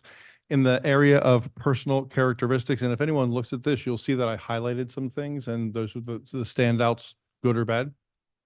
And it's not all bad. Some of the things got better, but overall not. So personal characteristics, some of the things that I marked on here: displays enthusiasm and cooperation, exercises sound judgment. It's the enthusiasm part that stuck out to me. I don't feel a sense of enthusiasm from you or a sense of joy in the position. And it's particularly noticeable to me and to residents who talk to me about it here in this room at the meetings, which is when most people get to engage with you and with us as a group, which is a whole different dynamic because we're all up here working on things together and they want to see us work as a team. But they don't see enthusiasm and joy coming from you and excitement. And I hear things like, I don't think he even wants to be there. He looks miserable. I don't want to hear that from people. And I sense it too. I don't feel like you want to be here sometimes. And I know the meetings can be a little, honestly, I don't think they're that rancorous. I served on a commission prior to this that was a lot more rancorous. And before I was a commissioner, I sat out there when, this room was exploding and I was afraid, someone would have to call 911 to hose us down. But I don't get a sense that you're really happy to be here. I'll just put it that way. In that area, I gave you a score of a 1.8. Professional skills. Nothing too significant here. The score came down a little bit by a small amount to a 2.4. Relations with the members of the elected body. Well, clearly, I'm going to give you a much worse score in this area. We have our issues, Chris. We said we would try to make them better, and we didn't succeed. I'll put it that way. You and I did not succeed in making our relationship better. I'm sure each of us would have a different take on why exactly that happened. But from my perspective, you had no desire to engage in making that better. It got worse, noticeably worse, and it carried into these meetings, which is really unfortunate. The score there is a 1. Policy execution, the score is a 2.4. I'm sorry, can you repeat the relationship with the members of the elected body? It is a 1.0, which was one of my lowest scores last time. And it is. Policy execution is about the same. It's a 2.4, nothing too dramatic to report there. But I would love to be saying that the scores went up all over the place. Even if it was by incremental amounts all over the place, the scores would be coming up. But I sat, and believe me when I say this, Chris, I sat here, I ran through it, and I did it one time, just kind of like my gut reaction to things. Then I let it sit for a couple of days. I went back and did it again. I tried to think of specific examples, good, bad, or indifferent. And I wish I could have found ways to bump up the score, but I didn't. Internal reporting and communications. Boy, this is a biggie for me. It's down significantly, down to a 1.6.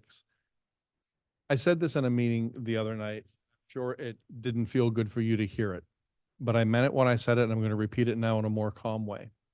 I'm at the point, Chris, where everything that's put in front of me, I start by not believing it. I start by questioning everything that I'm seeing because I don't know if someone checked it, and then I find out later no one did. And when it has a $sign attached to it, that particularly upsets me. So I'm looking at information that's inaccurate, that no one checked, no one seemed to care, knowing that 5 of us are going to sit here and dive into it. That's literally our job, to sit here and dive into that and make sure it all makes sense. And we're finding out on the fly that it's not accurate. When that happens enough times, then everything is in question for me. And it's exhausting. I don't want to start with a document, whether it be a budget draft or something you put on the agenda. I don't want to start thinking, okay, what's not accurate in here? And worse than that, maybe, is the feeling that everything's being positioned in a certain way to achieve the outcome you want. Now, clearly, we all want to get the outcome we want. I get that. But when information's not provided fully, then it feels like that I'm being steered, and I don't want to be steered. Lay it all out for me, and then show me why your path is the best way. And maybe I'll come along on that ride with you, or maybe I'll come along on part of the ride with you, or we'll decide that a ride in between what some of us want and you want is the best ride. but I don't want to look at information and think, what's wrong in here and what am I not hearing? Until I pull out my spreadsheet that has 19 questions on it. What about this? Did anyone look at this? Does it impact over here? And find out that some of those things are true. And I'm not saying this to pat myself on the back in any way, but very often I'm unearthing things live at a meeting. Now, in all fairness, if you and I had a relationship where we could sit down before a meeting and you could say, Mac, here's what's going to be on it. Give me some counsel here. Have a set of eyes on this. If you're going to rip it apart, Mac, do it now rather than at the meeting. And let's try to make it better, because I have to come here and steer it through 5 of you. I have 5 bosses at a table trying to make a decision. But you put me in the position of being the guy tearing through stuff, trying to figure out what's wrong and what's missing. And quite frankly, somebody has to do it, because we have to get to the best place we can possibly be. That was a really, really tough area for me. It's a 1.6. Citizen relations and communications. Jonathan, you said some things make you sad. This makes me really sad, because I love this village and the people. And to hear negativity to the level that I hear from people about our village manager, it makes me sad. And I don't want it to be that way. I want the relationships between you and the community to be better. It doesn't give me any joy. And I can't exactly defend it. And I think some of you who know me well know that I'm a pretty big damn cheerleader for Biscayne Park. And I will get out there and hustle my ass around and engage with people who, quite frankly, disagree with me and don't like me. But they're my constituents.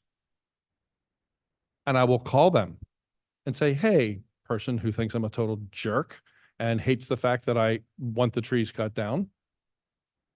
It's what we do. There's politics involved in all of our jobs, and we're not politicians in the traditional sense of the word that people think about politicians. But there are politics involved in every job, Chris, and including in yours. And you don't seem to have an interest in pulling it together, even playing the game and pretending like you're pulling it together. And again, it's not just some emails that I've seen that make me cringe. When someone sends me an email and says, look what he said to me in an email, I'm like, oh God. It's also things like your demeanor here at a meeting, the way you look and sit, your posture at the meeting, and that makes people think, I don't think he wants to be here. Look at him. He looks miserable. Chris, if you're going to be, if you're going to be here, we're going to have that conversation after this one. I want you to be happy being here. And if you have to fake it until you make it, fake it until you make it. Those are our clients. I run the sales division for a very large company. And the way I act around my clients, you'd think I grew up with them, they were my best friends. They're my clients. Without them, I don't have a job. Without them, we don't have a budget, we don't have a village, we're not here, and you're not here. Fake it till you make it. But I want you to make it. I don't want you just faking it. But it's I would encourage you to pull up some videos and watch yourself at meetings. Watch yourself when you're not talking. Watch yourself when you're not presenting. Watch yourself when someone else is presenting. Watch yourself when I'm presenting. It's palpable. I don't know if I said the score. It's a 1.4. Staffing, it's not that much lower than last time. It's a 2.4. I'm going to say this just because it's my opportunity to say it. The one thing on here that jumps out at me, I know you have some issues retaining people, and that's not all on you. That's constraints of budget. Every company has those constraints. And I'm only going to say this because the words are on this page. And this is the time for me to say it. It's not just retaining staff, it's retaining competent staff. You're keeping them is one thing. It says here you need to keep competent staff. I'll let that go at that. Supervision, I gave you a 2.25. It's down a little bit from last time. And the big issue with me was that email that you sent out to staff about me. And it really felt to me, as an elected official who represents the residents of this village, that you were undermining me to your staff. You sent a message that was so loud and clear to the employees of this village who report to you and have a reason to only want to make you happy because you decide if they have a job tomorrow, right? Same way we decide if you have a job tomorrow, they all know that you're the one that can fire them on any given day. But for them to get an email that undermines an elected official, little fun fact that maybe you don't know, it's going to sound obnoxious, but I'm going to say it anyway. When I got elected last time, Chris, I got the most votes in anyone in Biscayne Park history at an election. So clearly they're okay with me. We'll see what happens this time. I have a feeling someone might lap me. But for you to undermine any of us to your staff by demeaning us to your staff and giving them false information is just completely unacceptable to me. I don't know what kind of mood you must have been in when you wrote that email and hit send. But sometimes, I'll just give you a little advice here. Sometimes I draft emails and I don't put the recipient in them. I leave a blank recipient and then I let it sit. And then the next day I decide, am I going to hit send on that email? Am I going to send it to those people? Am I going to go in and edit some of that stuff? That's how that felt to me. It's like, man, someone was in a mood, but it was just over the top. And I didn't appreciate it. And I feel like I have a really good relationship with the staff of this village. And I don't think you changed that, but I wonder what went through their head when they read that. Fiscal management dropped quite a bit, and that was mainly because it's to a 1.8. I'm sorry, Vera, did I miss a score for you? I know you're keeping score. Yeah, I missed a lot, but that's okay. I don't want to interrupt you. so Okay, I'll okay. do so. You're going to get a copy of this and I can read them back later if you want me to. Fiscal management 1.8. This budget process for me was a mess. It was just, last year you stepped in the last minute and I don't even count that as your budget. But to Vera's point earlier, she said it very well. This was your opportunity to rise and shine through not just through the process, but in the product. And it was such an epic fail in both regards, not just the process, but the product. We're going to make the product okay, all of us, including you together. But what we started with was an epic fail. And the process that we had to go through as a result was an epic fail. And I didn't appreciate that because we, as a group, Ryan wasn't here, but the rest of us were, as a group, we conducted a postmortem. I put it on an agenda and we had a postmortem on the budget and we went through a very long discussion about how did that go? Chris, the next one's going to be all yours, dude. Yours, do it. And I really hoped, without us babysitting the process, that it would be vastly different. It was a little bit different. We had a little more history on the initial spreadsheet, but it wasn't vastly different. And again, it was bad information in front of us and unearthing all kinds of stuff because a million questions were asked. That was a 1.8. Community is down a little bit as well, 2.2. And again, for me, some other people mentioned it already, avoids unnecessary controversy. Man, you step in it pretty frequently. And it's just like, why do you do that? It's not necessary to send out the snarky emails to board chairs that we're all going to see. Of course, we're going to see it. It's just what do they call it is it football? I'm such a, not a, unforced error? What sport uses the term unforced error? I think several. Several. Okay. Tennis does.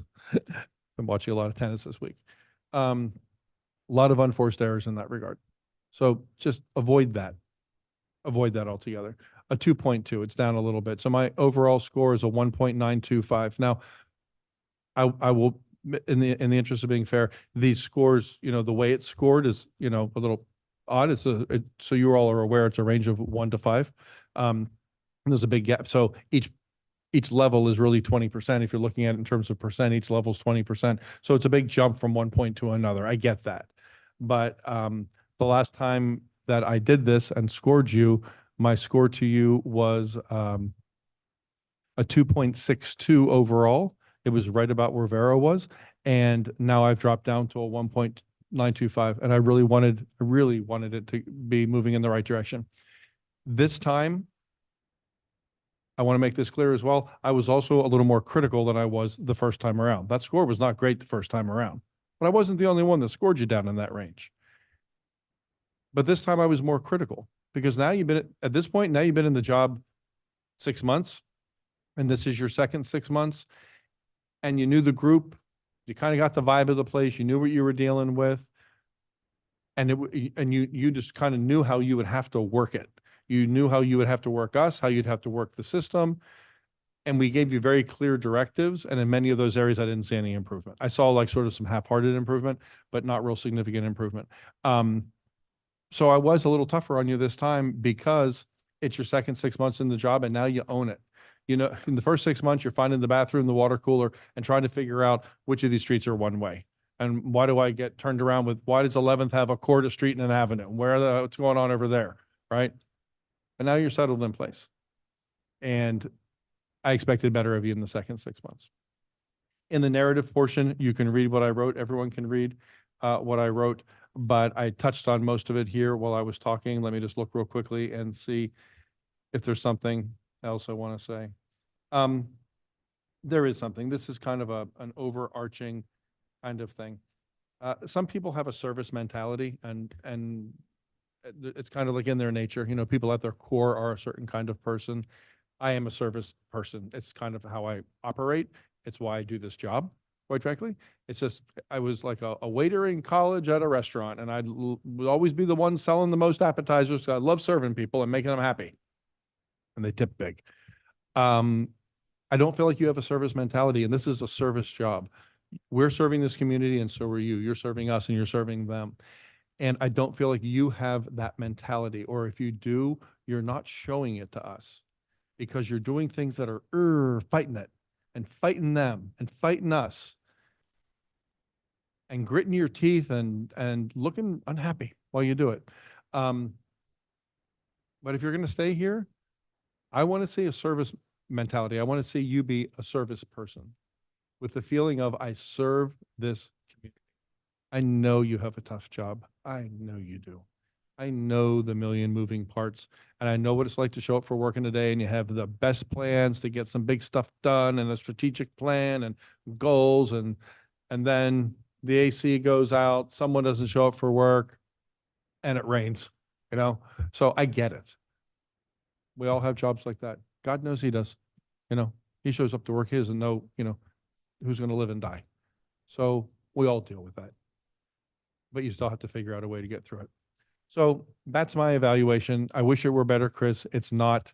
Anybody who wants to see a copy of it is welcome to take a look at it. So my average score is, let me pull it back up here. My average score went from a 2.62 to a 1.925. That's down significantly. It's down like 14% if you look at it in terms of percentages. And now that I'm the last one, Jonathan, would you like me to kind of give a quick recap here of the scores? Because we do use the scoring system. Yeah, that would be helpful. Thank you. Okay, so it's not exactly apples to apples because Art was here and Ryan was not. But if we look at, I made a chart here of how many people marked Chris up or down. I obviously couldn't include you in that, but the marked downs are much higher than the markups since the last time. It's pretty significant. The average score last time was 63.1, and Art had a much higher score than Ryan, and the average score this time is a 52.9. So if you look at the scale, I'm sorry, it's a 2.65. I'm sorry. It went from 3.16. In my mind, I convert to percentages because it's an easier number. Last time we went from a 3.16 average, and this time it's a 2.65, which using the scoring chart that we looked at is below average. It's below average. Some of us are lower than others. So I will double check all these figures, Pamela, before I send it to you. Vero, you had mentioned some of your scores from February that did not match the numbers I had here. So I'll look back and I'll make sure I clean that up because I don't want to send something that's not right, but anyone can feel free to check their numbers as well. Because a couple times you said in February, I gave this score and it wasn't what I had on here, but I'll double check and you can correct it as well when you get a copy of it if I got something wrong. So we're looking at an evaluation that dropped rather significantly and is in the below average range. What was the total from the February one again? The total? The average? Well, so we've taken, did we do this in February where we took Mhm. everyone's total Yep. and then added that up for an overall average? What was the overall again from February? The average is 3.16. 3.16. By my total, this So one. across four commissioners, one being Art. Right. The average was 3.16. Jonathan, your average was 3.65 last time. Mhm. Mine was 2.62. Veronica, according to my notes, Veronica, and you'll double check, 2.74. And Art was 3.61. So you and Art were right in the same range, and Vero and I were right in the same range with an average of 3.16. This time you are, Jonathan, 3.26. Ryan, you're 2.4. Veronica, you're a 3 even, and I'm a 1.925 for an average of 2.65, which is down 0.51 on a scale of 1 to 5 or down 10%. I have it, so this, it's 2.8, what I evaluated. It's just that I have it on 1 decimal. Ah, okay. I stretched out an extra decimal. Yeah. Okay. So we're the same, in other words. Okay. Thank you, Commissioner Kenny. Welcome. Okay, so each of the commissioners had an opportunity. I don't know if there's anything further that we all want to say at this point. But I certainly do want to give the manager an opportunity. If there's anything you want to say, if there's anything you want to respond to, certainly give you an opportunity to do so at this point. Yeah, absolutely. Thank you very much for the feedback. I've had conversations with you off and on for the past 6 months to a year. Nothing that was said tonight is a surprise because of those conversations. Definitely aware that the communication piece needs improvement. And the strategic planning is the other piece that needs an improvement. So I'm looking forward to reading your comments to see what nuggets I can pull from that and implement to move myself forward as a professional, as well as move Biscayne Park forward down the path to the strategic plan. It has been a challenging 6 months. There were all sorts of things that nobody could have foreseen. And so I appreciate you sticking with me and allowing me the freedom that I needed to be able to address some of the significant issues as well as some of the minutia on a daily basis. I appreciate the feedback that you've given. I'm looking forward to reading what you have in your comments. Okay. Thank you, Mr. Manager. Okay, so we kind of completed the discussion portion of it. Well, we've completed the feedback portion of this, should I say. So we entered the discussion portion of this. I would open it up to any recommendations we have at this time. I mean, I know what I would recommend at this point. If you want me to get started, I'm happy to do that. So I guess I'll just launch into what I would recommend based on what I've heard. So what I've heard, I think some of the things that I've heard, I know Commissioner Kennedy, I know you've had the challenges, you've expressed them, and I appreciate your perspective on it because it's important. It's important that we all don't have the same view. I think that's helpful. I think you mentioned it yourself. What I've heard though is a lot of marks within kind of the same area that need improvement, and some that we feel have been good or adequate or average. So I think that there's kind of a range here. Mac, I wasn't here for when Mario was here. Well, for a short period of time, should I say. How did it normally go? Was it after the probationary period ended? Did it become just an annual review process? Is that how? I think Brad's probably better to answer that. I think it's part of Chris's employment contract. Yeah.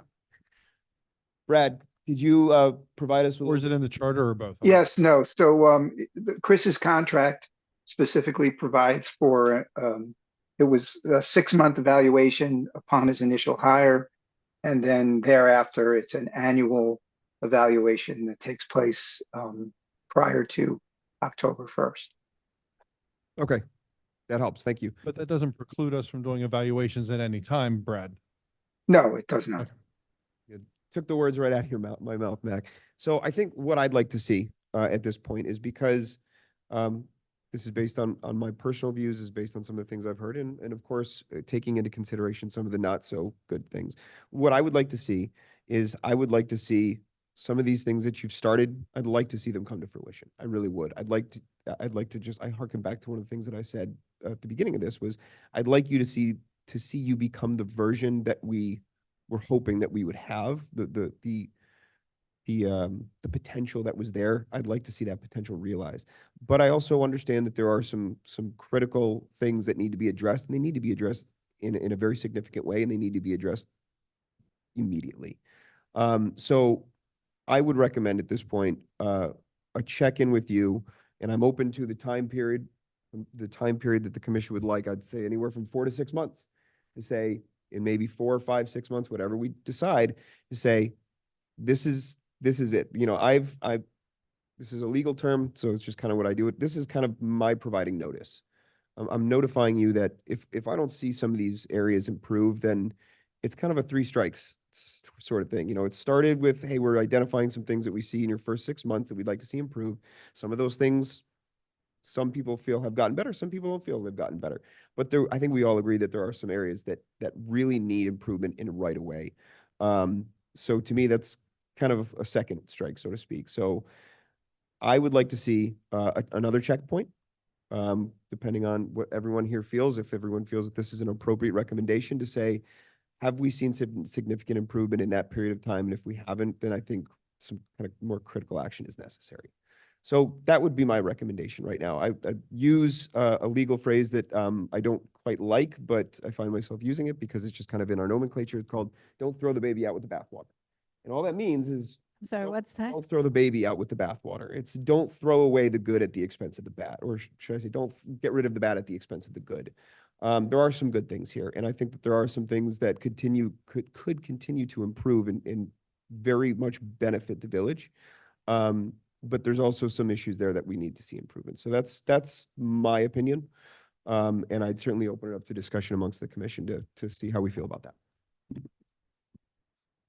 That's a very interesting suggestion because I was going to suggest something very similar. My timeframes were between 3 and 6 months. I thought 3 was too short. I thought 6 was too long. So 4. The funny you said that number kind of jumped out at me. But I would like to show intent. I think that we should schedule the meeting tonight, pick a day right now to show that we're serious about this, put a discussion item that will discuss the village manager's employment status at that time. So he knows right now what the date is. He has a timeline. I think if that shows intent, if we schedule the meeting right now. But yeah, I think your suggestion is great. I think that's what we should do. I don't know if we need to go through a formal review of the same form as much as just continue the conversation we're having now in 4 months. But I think we need to show intent and schedule a date tonight. And what is it the plan to do? I'm sorry, specifically, you want to see intent to what? See, Are we putting like an action? schedule a meeting Yeah. to discuss what we've seen tonight Progress. and the progress We're hoping. with a discussion item on there to discuss the village manager's employment status. If I can add to that, I'm in agreement to sort of have a mid-year sort of a review. We can define the date, but it's really about also what we want to see. I don't think the idea is that we want to see everything happen within 3 months. We have to be very strategic and careful with your feedback, to be sure that what we put in reference as to what we're hoping to see improves. It's for all the same. And I mean, we might not agree on every item, but we all have very similar sort of areas of improvement. And to what extent, sort of like, what's the performance indicator that's going to show us that there is an improvement? So how are we going to measure it? Which is, if that's a discussion we have now, or we have a discussion, next as an item, I'm absolutely on board. I think we need to see progress. It's expected. Again, the position comes with sort of high demands, and you have the full year. We're here. So next, I don't think we can wait another year for certain things, but I also want to be mindful that it's not the entire list that we're putting up for 3 months evaluation or something like that. So. Okay. Commissioner? Okay, so clearly we all can see where this is going to go, but I am hired to do a job, and I'm going to do the job that I came here to do tonight. I get it. You want to put them on probation. Putting them on probation and saying you have X number of months to prove yourself or you're out. And you want to add a date certain, makes perfect sense. And you want to make it much more concrete, to be fair to him, so it's measurable. Because this, again, in 4 months, I'm not sure is like a doable, measurable thing. And I think that's setting him up to fail, quite frankly. So that's going to happen. So my input on what you guys are going to get tonight is yes, yes, and yes. Now, let me say my piece. Um, So look, numbers don't lie, and we can see what's going on here. A little older than you guys. Maybe I'm wiser in some ways, but I've been around the track a couple more times. And here's something I learned a long time ago. Hire slow, fire fast. It's kind of like a gut check kind of a thing, and it sounds rough. But when you're in a position of hiring as many people and training them, and unfortunately having to get rid of people as I have over the years, I've been doing it a long time. Here's what I wish we had done. And I wish and I'm going to blame myself for this because I wish I dug my heels in just a little bit more when we hired Chris that night. Do you remember, Jonathan, what I wanted to do? Do you remember what my request was that night? Not specifically. Slow our roll. We want to hire the man, but we had another choice but we chose him. And I said, okay, before we do this, we had an outside firm check references and make some phone calls, and all this information was given to us, and we did interviews, and I felt like the system we used was good. But I said we need to stop and have someone, our mayor, pick up the phone and call all these references, these places he worked, all these people, the personal ones, the professional ones, and have a conversation. Because a headhunter calling to do a reference check is very different than, my name is Jonathan Groth, and I'm the mayor of this little tiny oasis in the heart of Miami called Biscayne Park, and we're looking to hire a gentleman who you know. I would appreciate if you would give me 15 minutes of your time to tell me about him. And that conversation can reveal a lot. That's what I wanted to do. The rest of the commission, not you, thought that that would delay the process and it would just be making it too convoluted, and you guys chose not to do that. And I wonder how we would have hired differently had that happened. That's the first part of the conversation. The second part is, when something's not working, change it. He got a mediocre score at his first evaluation. And guys, I'm just saying, I know I'm not going to change your mind, so don't think this is some big push on you. It's not. I'm just telling you how I feel. He got a mediocre evaluation in February, 6 months in, and it just got worse. And you guys were highly critical of him. It's not just me. So for people saying Mac went in there swinging, nope, wasn't just Mac. Some of my scores were lower, but you guys were highly critical of this man. It sounds to me like we all know he's not going to work out, quite frankly. And I know it's not a pleasant thing to think of making a change.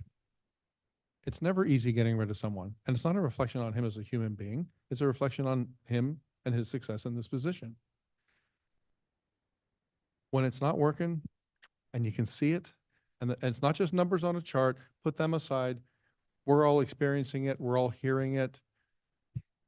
In my opinion, we need to I would prefer us make a decision about keeping Chris here altogether now, not pushing it down the field 4 months. I have a question for you, Chris. And I don't mean this to be facetious or aggressive or anything. I really am asking you honest to God, Chris, I mean this in the most honest, sincere way.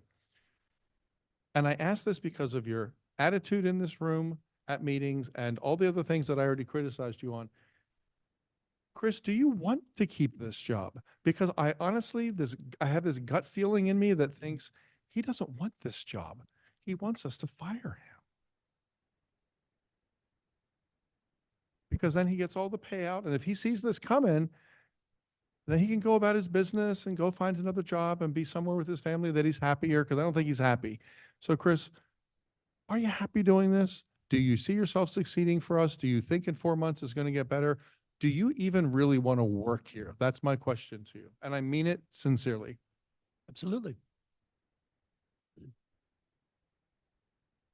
That wasn't the most passionate kind of, heartfelt response I would think that you get when someone asks you that and you really mean it. See what I'm saying, guys? It would be my choice tonight to separate from Chris Truitt tonight and to decide how we would do that with Brad's assistance. We have several different paths we would take if we would decide to do that now. One is to terminate with cause. As far as I'm concerned, there's no cause to terminate Chris Truitt. There was with a former manager that I was on a commission that fired. But there are ways that you can help someone make the most graceful exit. Negotiate a nice exit for someone. Because if you terminate, then certain things apply and certain things don't. And if he resigns, other things come into play. But you can just sort of say, look, no harm, no foul, this didn't work. And we want to make a change. And here's what we're willing to do. How could we make this easy for you? And it allows us to do what I think we're going to have to do anyway. I know you guys are going to move in a different direction, and I hope you're right, but I think you're wrong.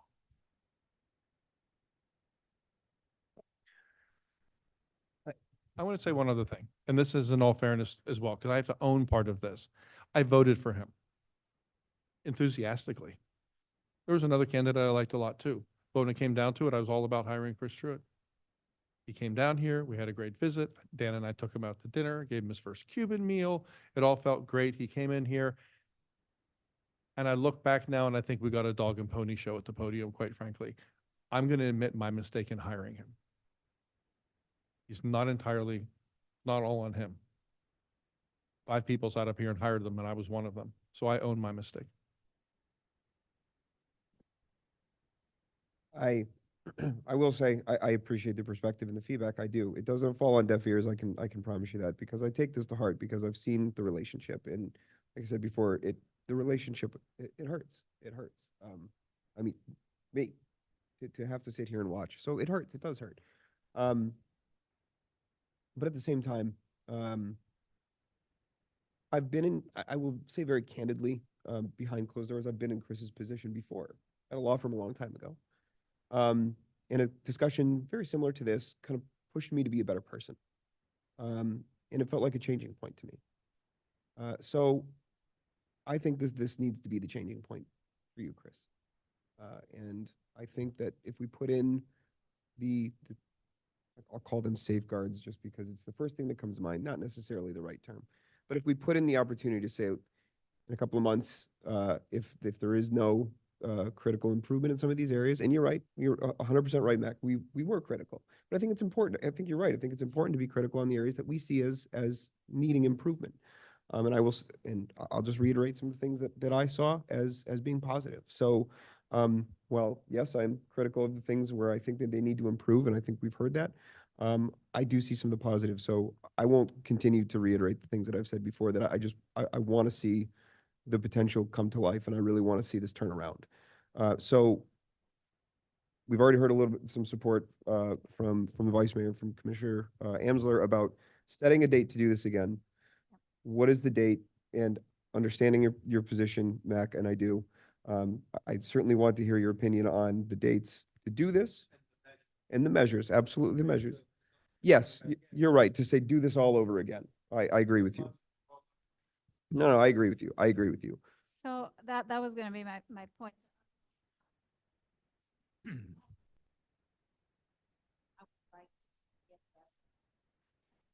Yeah. Now you can hear. There we go. That's better.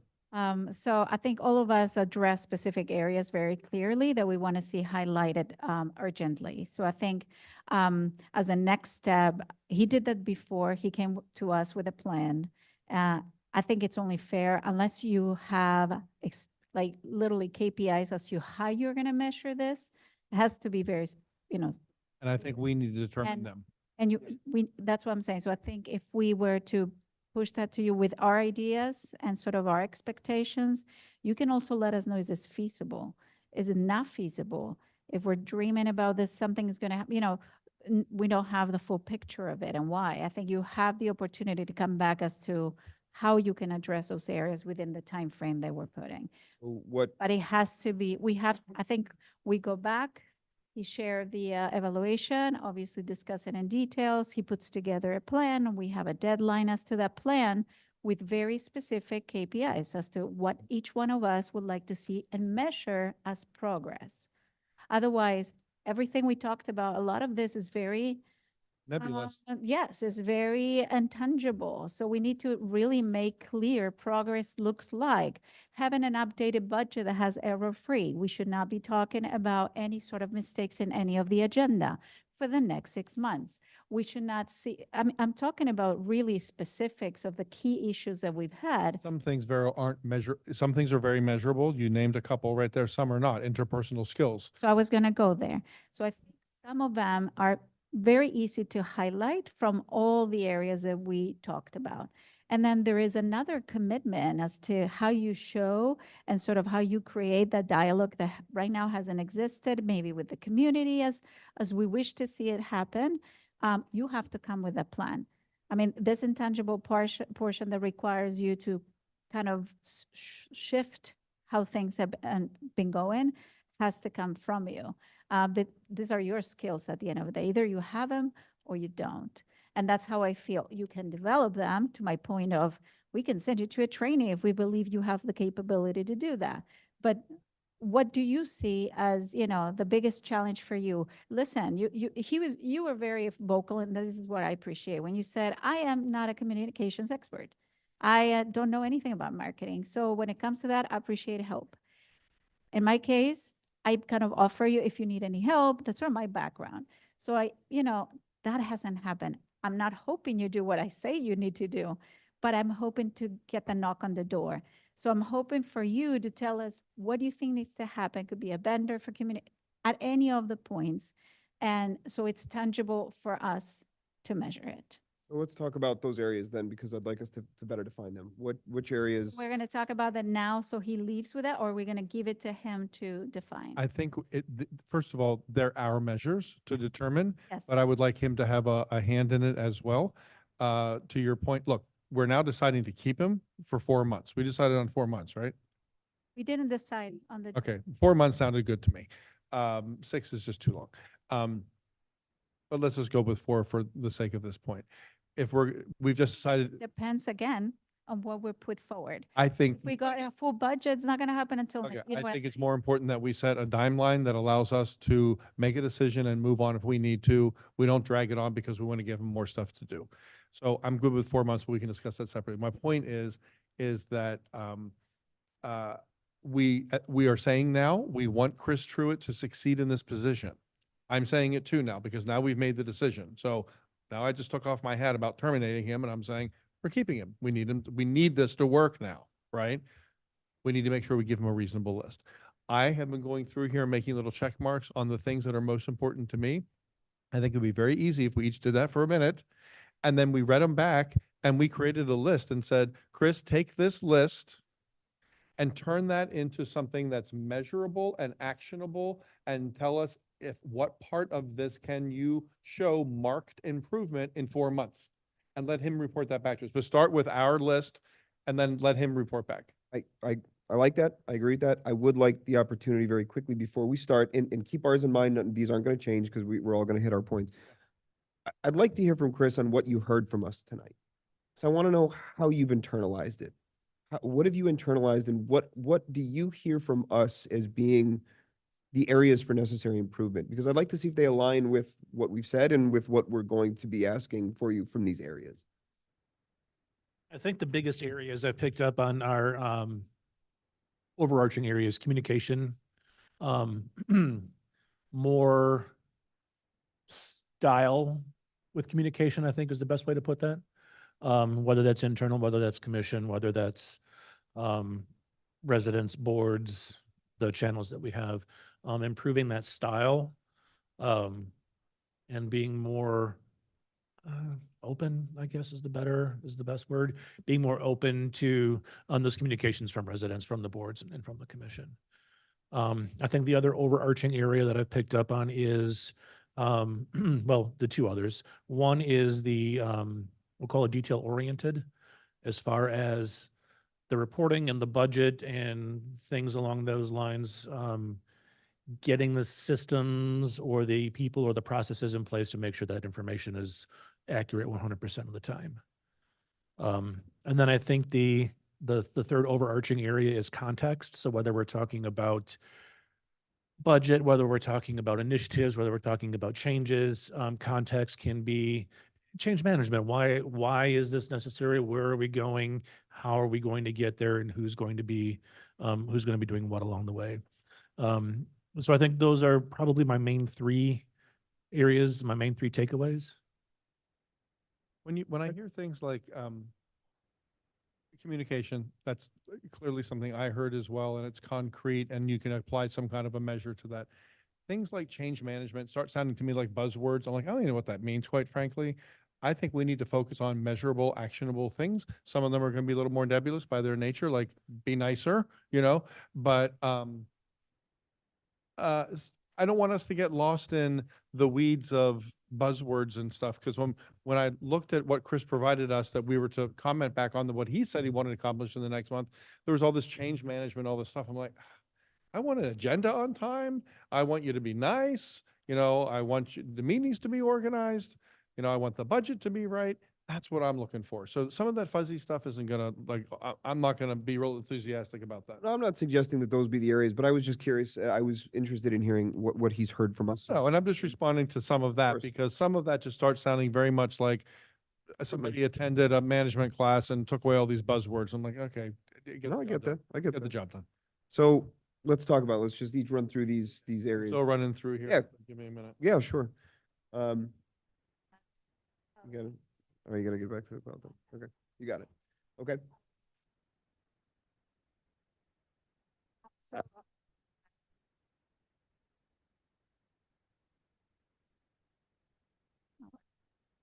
Are you able to see what you need to see to? Okay, go ahead. Why don't you start us off? I think for me, so when it comes to communication, that keeps being one of the main areas. You have one of the conversations I have with you is we have many platforms. We have a new app.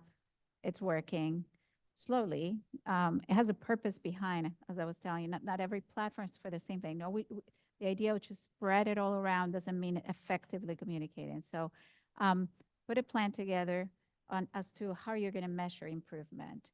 Is it walking around the streets and getting feedback from people? Is it literally call in, pick up? You have all the board members are very active as to have you seen an improvement? So maybe there's KPIs as to gather in a survey, literally, as to what the people say. Yes, I've heard the news. No, I haven't heard about it. I never see the app. I actually think the website is not good. So I think just providing a way for you to measure feedback somehow. And again, I don't know how that looks like. The first thing that comes to mind is, can we survey our community and see what's going on? And again, usually we hear the bad news of how we don't like certain things, but we might hear that certain things are actually working. So bet on those. That would be my first point on communication. I'm just thinking out loud now. There's like a workshop situation, but Well, let's try to define the larger categories. I think that we all agree on communication. Communications is That's one. That's one. I think a word that would capture professionalism, demeanor, being a nice, approachable, being in the style of Biscayne Park, quite frankly, So I put down relationships as a larger kind of how do you subcategory. measure that? I think it's, To be honest, for me. I think it's measurable by what the feedback that we Yeah, get. but like And I think some of that you feel, yeah, I'm sorry. I mean, I never loved everybody I work with, to be honest. I don't expect to have the best relationship with my folks. That would be wonderful. I'm not saying that's the best idea, that you go into an environment, you deal fabulous with everybody. But I have a very professional relationship with the manager. And I want to highlight that. So I want to understand what being nicer means. I want to understand how that's going to be measured. I want the job done, to your point. You can have your style, you can have the way, right? There's certain measurements as to, I mean, that's the personality you carry, and we took you with it, and we also need ourselves to adjust to it. We can't expect you to change completely. But I would like to understand, so in likability, what do we measure besides ourselves saying, oh, you've been answering my phone call more urgently? Like, what is the measuring point here? Well, I think the measuring point is fewer emails from residents and board members and employees that are unhappy with the way that you've communicated with them. I think that's, Fewer emails? I think fewer, well, not just emails, but fewer points from the folks that we've heard from. I think, or not just the people we've heard from. I But- think some of it is less tangible here, Vero, and I understand what you're saying, and I want things to be measurable as well, especially for his benefit. But I think some of those kind of things are less tangible, and you can't attach something to it like a measure. Like I got 15 emails last month and only 6 this month. I mean, if you could measure it that way, that'd be great. But I think some of it is what You personally experience what you observe when you see him around other people and here at meetings and in your own interactions with him and his demeanor here while he's sitting at meetings and watching him engage with residents in the room or not. Chris, I would love to see you when, I'm just going to throw a little tidbit out there. This is something, here's a measure that I would love to see. Chris, when we have meetings in this log cabin and our residents are filing in and we're all chit-chatting, I would love to see you stand up and walk out and introduce yourself to the ones you've not met and say hello to the ones you have, even the ones that you don't have a great relationship with because you're their manager too. So things like that you start seeing and smelling, and you can tell a difference. And then you'll hear things like some of you have probably heard about me. I disagree with most of the things Max says, but sure is working hard and he seems to have good intent and he's okay with me. That's okay too. You don't have to agree with everything with everybody. Yeah, of course. I agree. I mean, I think you're right. I think that there's a little bit of both. There's a tangible and intangible aspect to this, and it's unfortunately going to come from opinion, but there's a fact element to this too. So it is a little hard to define, and I agree with that, and maybe that's not terribly fair, but it's an area that we've all seen and we can feel, and we have, it is. We all measured him on it tonight. Right, Eric, you exactly. said So- interpersonal skills aren't good. You said that at one point. So clearly we all saw it tonight and we'll see it again and see if it's better or worse or the same. I think, I don't know that it's much more, funnelable than that. I don't know that we can make it any more narrow than we already have. I have a way to, so just a recommendation. So I would like, so this is a KPI. I would like the 5 highest tension items that currently go, and I'm going to put some, the Biscayne Park Foundation issue that we have currently since the agenda for 3 months. Some of the boards seem to have very critical, I would like to see you go to the meetings, address this with the board, sort of put together a working document that highlights the improvements that are going to be done so that things can work out, whatever that is. Better communication in terms of when the dates are supposed to be for the boards to meet, whether there is a system for them to do it directly so the clerk does not have to be involved and we don't fall into, oh, we didn't have quorum, but I didn't know, and how come I wasn't notified? So there are high tension items that are going on and have been for months. And so my idea is pick the top 5. That is a KPI. That is grabbing a measurable effect and showcase improvement on those areas. So whether it is going to the board, showing a forecast of how you're going to solve it, and by the deadline said, this is how we've improved, And since then, you can have a board member come and say, actually, it's worked, and I appreciate it, or not, we're still having issues. So I think picking the 5 high tension items and having by the deadline already seen progress with a plan on board. And that should be part of the evaluation that we do. Understand, I want to put a pin in that because I know the vice mayor wanted to make a point too. Yeah, I was gonna say, for me, the overarching thing is finding a way to connect with residents, connect with board members, connect with the foundation. Other previous village managers, I'm not gonna tell you how to do it, but have had, coffee with the manager, meet and greets with the manager, is finding a way to connect with our residents. And I feel like if your connections, if your interpersonal skills with them improves, your relationship with them improves, your communication with them will as well. I think that finding a way to find some common ground can help you through that. Can you repeat that part that I missed? So you're saying with the community? Yeah, finding a way to connect with the community. What would that look like? Like I said, I give an example of, previous managers, Mario used to have coffee with the manager where he would Yes. host an event here at Village Hall or at the log cabin. Any resident can come in, walk in, ask a question, get to know Chris on a personal level, Mario on a personal level. Can I share an experience? 2 people used to come, 3 months. Didn't work. So I'm just saying, because you spoke to the manager as well, and it just didn't work. So there's certain things, to your It's just an point. example, but he Yeah. by all means can come up with his Minded. own way. Yeah. Show up to events, whatever it is. Granted, it's 4 months, but he needs to find a way to connect with residents. If the relationship is better, the communication will improve as well. Bring sneakers to work, and when you lock up Village Hall, take a 1-hour walk around the village, and you will meet more people and you'll have substantive conversations with more people than you would at the Halloween event with 1 million kids running around in costume. Really quickly, Gary, did you want to just,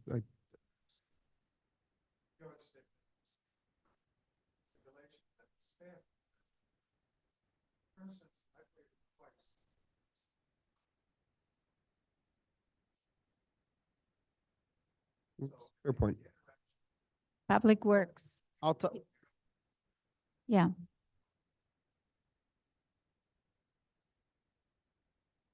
Yeah.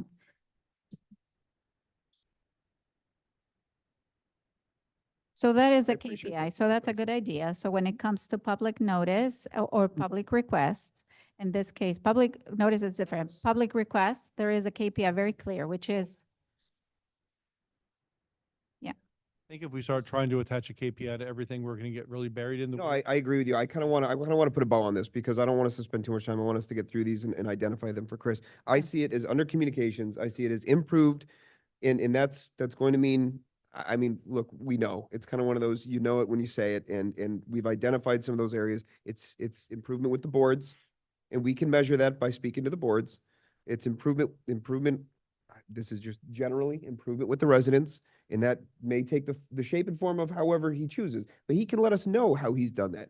He can say, I've improved my style, as you mentioned, which to me just means my ability to communicate with them in a professional and cordial manner.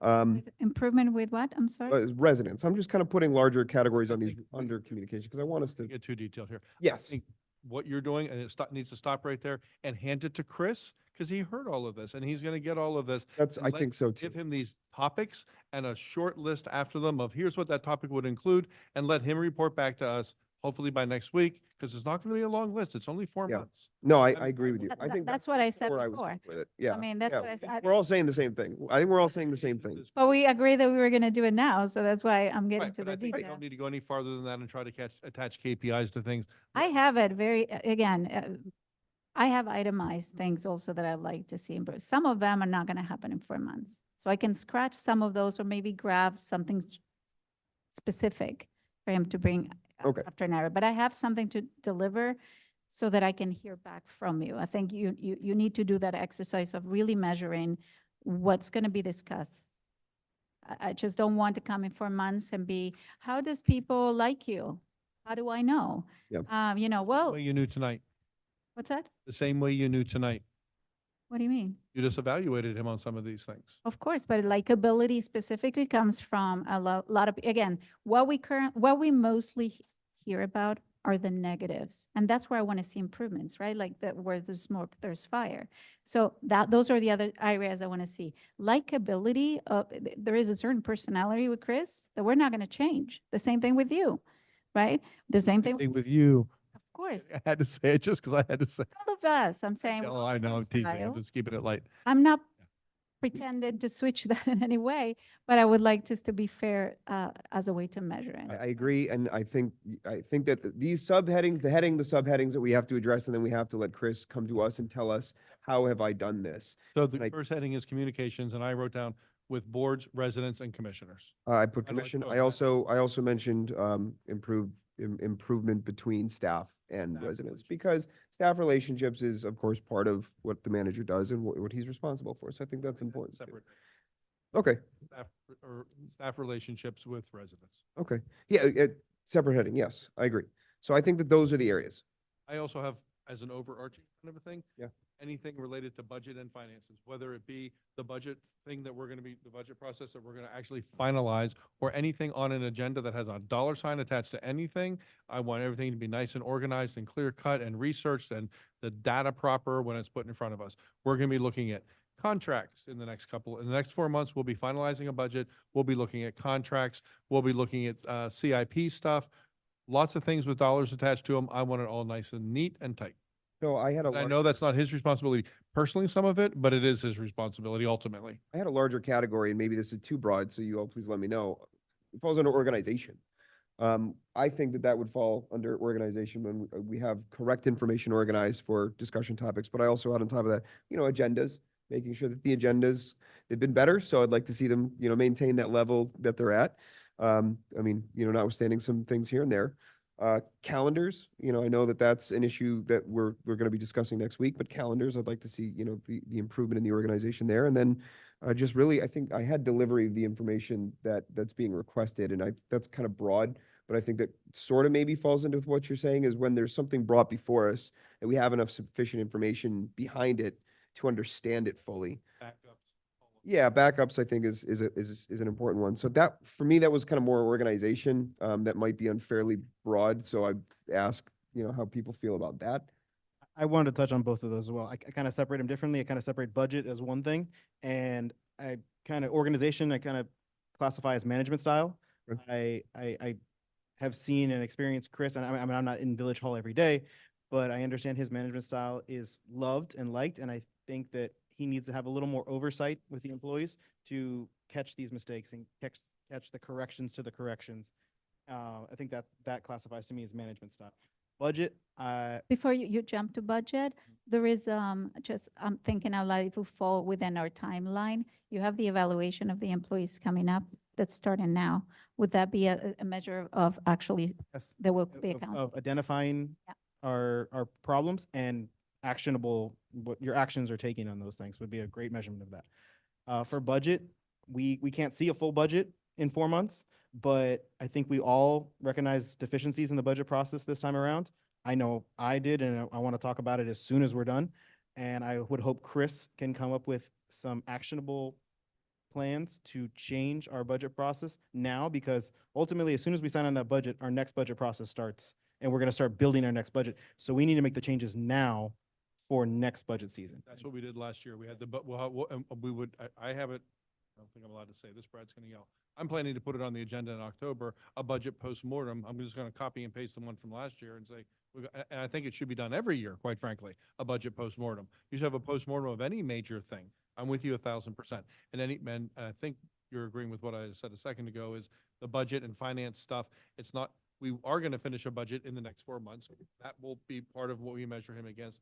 But then throughout the 4 months, there's lots of stuff that comes to us with a dollar sign on it, and it's all related to budget. If there's a dollar sign attached to it, it relates to our budget and finances, and all of that has to be tight, not just the budget. What do you mean? What do you mean by that? Like, give me an example. You put an item on the agenda for a meeting to discuss moving everything over to CAP.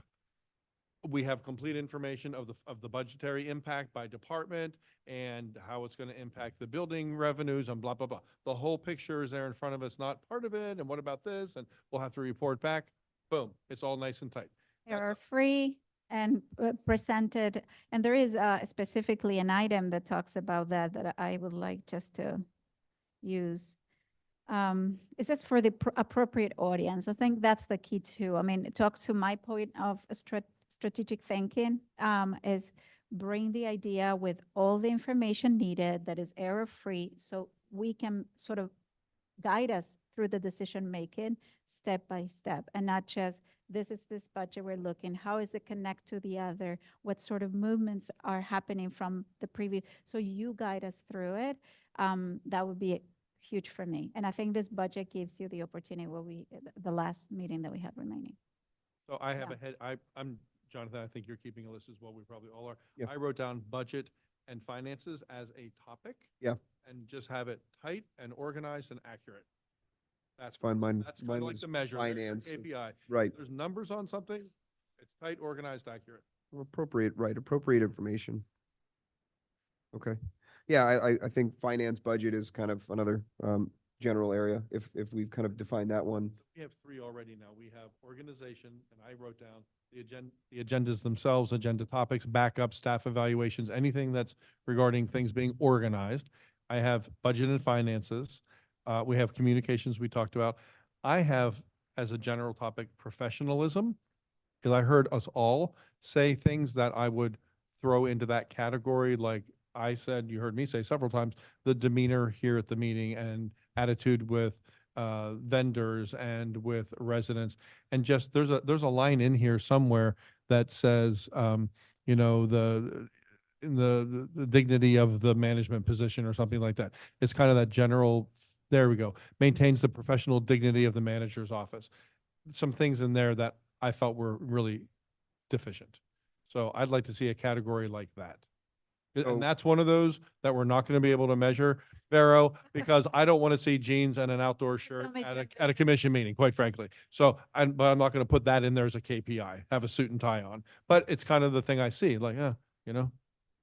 All right, so as far as categories, I know I don't want to go too much more broadly with our categories because again, then we're kind of bleeding into, we're just doing the whole thing all over again. So let's not do that because that's a little It's too just, much. to be honest with you, the categories are here. What we're defining again is those specific Is areas the- within each one of Sure. them. The Right. list We're of not changing for me, it still falls within personal characteristics. What are the exact KPIs we're measuring? So some of the examples that came up. And to your point, yeah, interpersonal, this sort of likability will be tough to measure. We don't have that here. Right, Yeah. but I think we've tried to identify that kind of falls within the communication style and in a professionalism. So I think that those 4 categories are probably enough to address some of the You wanna talk about them again? High sure communications. communication. Right now we have citizen relationships and communication. So that's the area. Okay. Okay.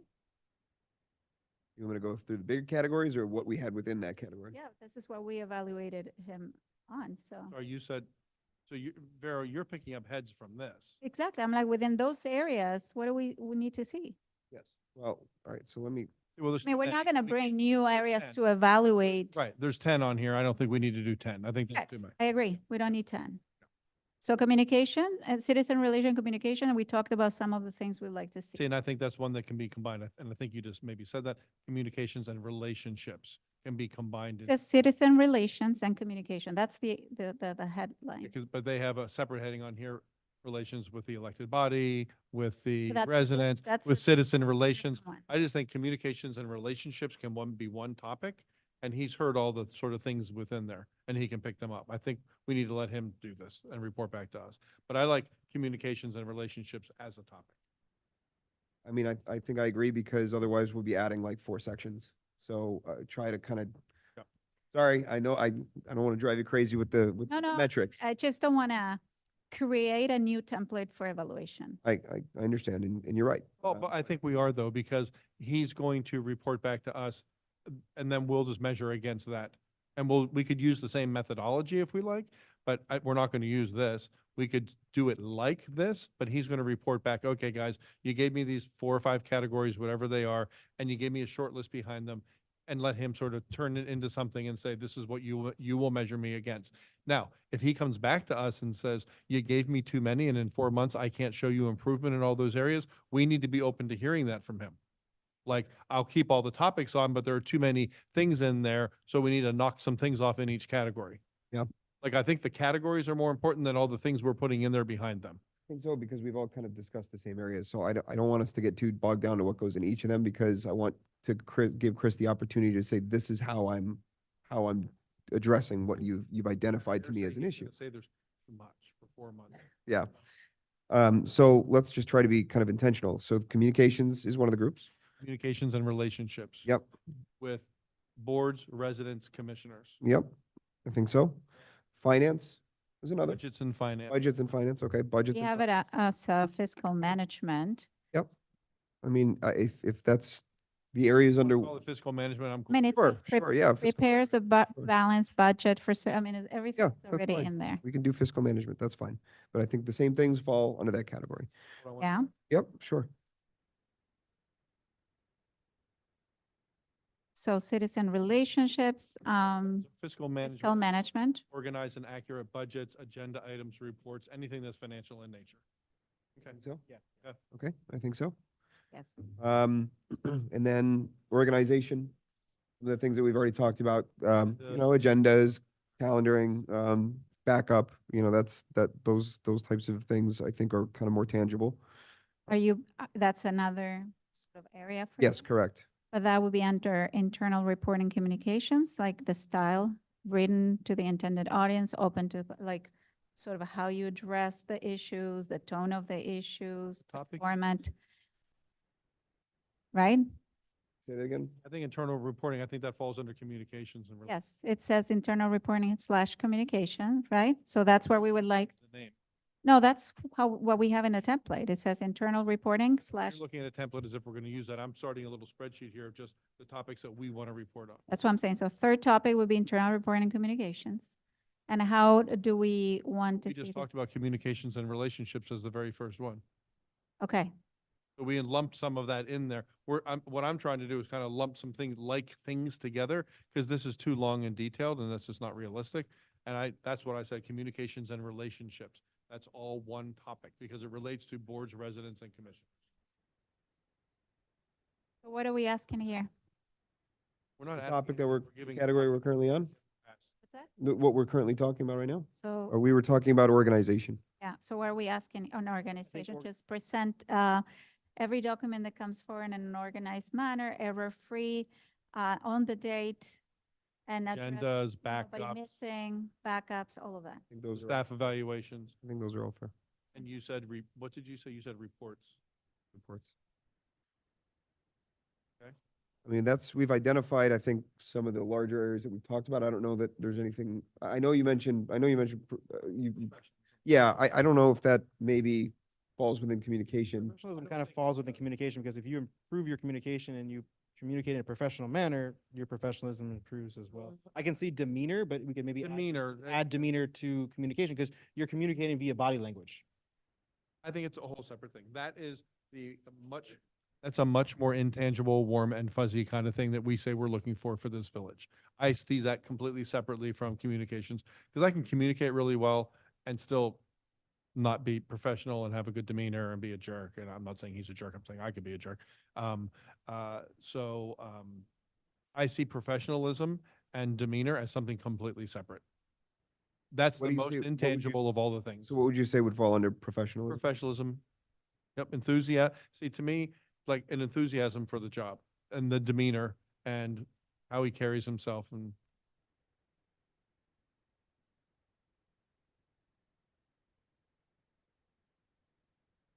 here's the 5 I have. Go ahead. Communications and relationships. Yep. Includes things like communications with boards, residents, and commissioners. Professionalism, his enthusiasm and demeanor for the job. Fiscal management, tight, organized, accurate budgets, agenda items, and reports. Anything with a dollar sign has to be tight. Staff relationships with the residents, because he's in charge of managing staff and their relationships with residents across the departments. And organizational skills, agendas themselves, the topics, agenda topics, backup, staff evaluations, and reports. Knowing that he doesn't do all of these things, but he's responsible for ensuring they get done well. Okay, so That's what we've effectively, as far as categories go, we've cut it in half. Yeah. I know it covers some more ground, than maybe just 5 categories, but, so listen, are you comfortable with those categories? Yes, I am. As I hear you guys go, I'm thinking what specific feedback I can give that's realistic as to Mm. what would meet my sort of check. Gotcha. Okay. So I'll have the internal conversations with you, Chris, after as to what I see specific. Otherwise, Yeah. at least on my end, I want to be very straightforward. Like I was mentioning before, the 5 items that are high tension, like I would like to see a plan of. I have very specific things that I want to highlight under these categories. And I think So- it goes back to what I said a couple of times. What we just did was we whittled down this into a much smaller thing and sort of combined some things. And the most important things to us, we threw out most of it, right? For this purpose, we'll probably use this again for a year from now. Right. But we can all evaluate it the same way we evaluated this, because we all read something that says, assists by facilitating design making without usurping authority during meetings. We all read that and came up with a number, right? We'll do the same thing here. Yeah, well, I think, And we're looking for marked improvement. yes, And we're all going to have our own measure again of what marked improvement looks like. that's the benefit of each. Some of you may say, his fiscal management is great. I gave him a 4 there. My marked improvement in that area is very small. Well, for me, it might be much more significant. So we'll each have our own, barometer that we apply to this anyway. Yes, I agree. So with these hopefully better defined areas for you, Chris, I think the idea from here, if I remember correctly, when we started identifying these categories, is Chris, I think, do you have an understanding of what kind of falls within each of these? Just, I don't want you to go away from here, not with a firm grasp of what we're looking for.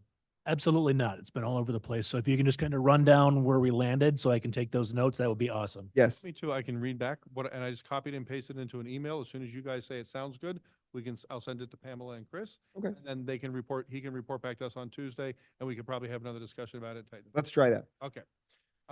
The heading is 4-month probation. Can we discuss the time period just so I can get it all in one email, please?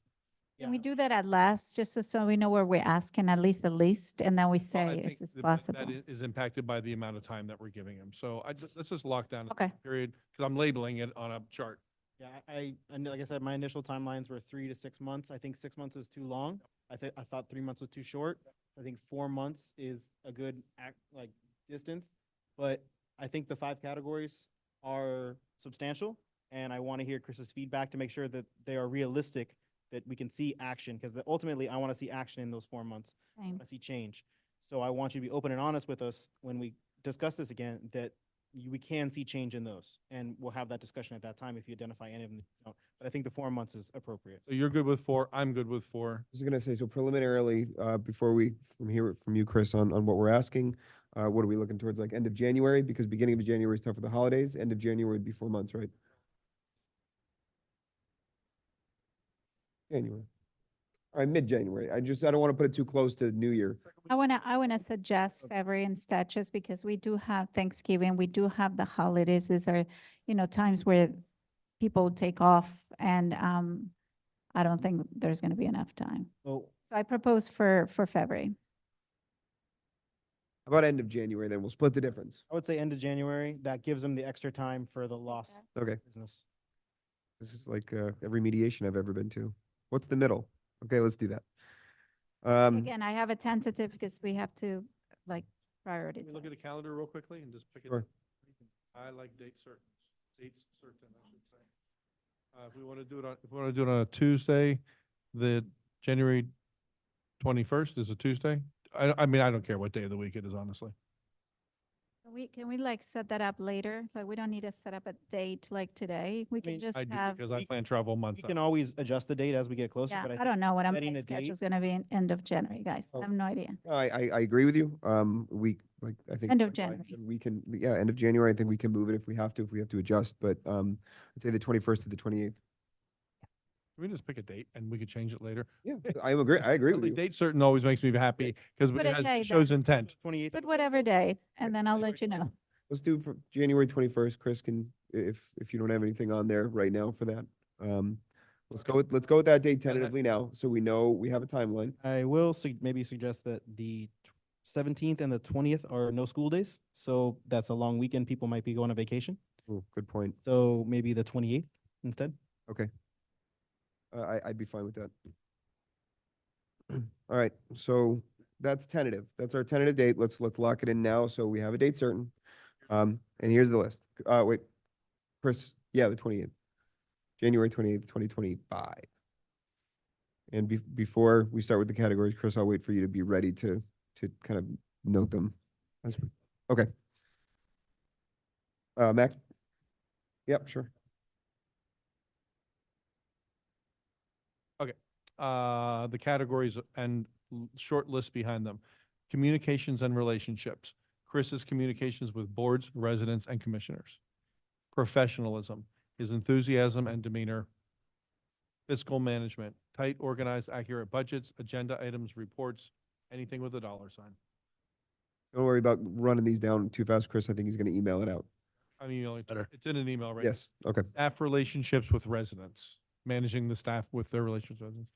Organization, the agendas themselves, agenda topics, backups, staff evaluations, other reports. That all sounds correct to me. Hold on one second. Let me just look through my notes and see if there's anything else in here. I'm sorry.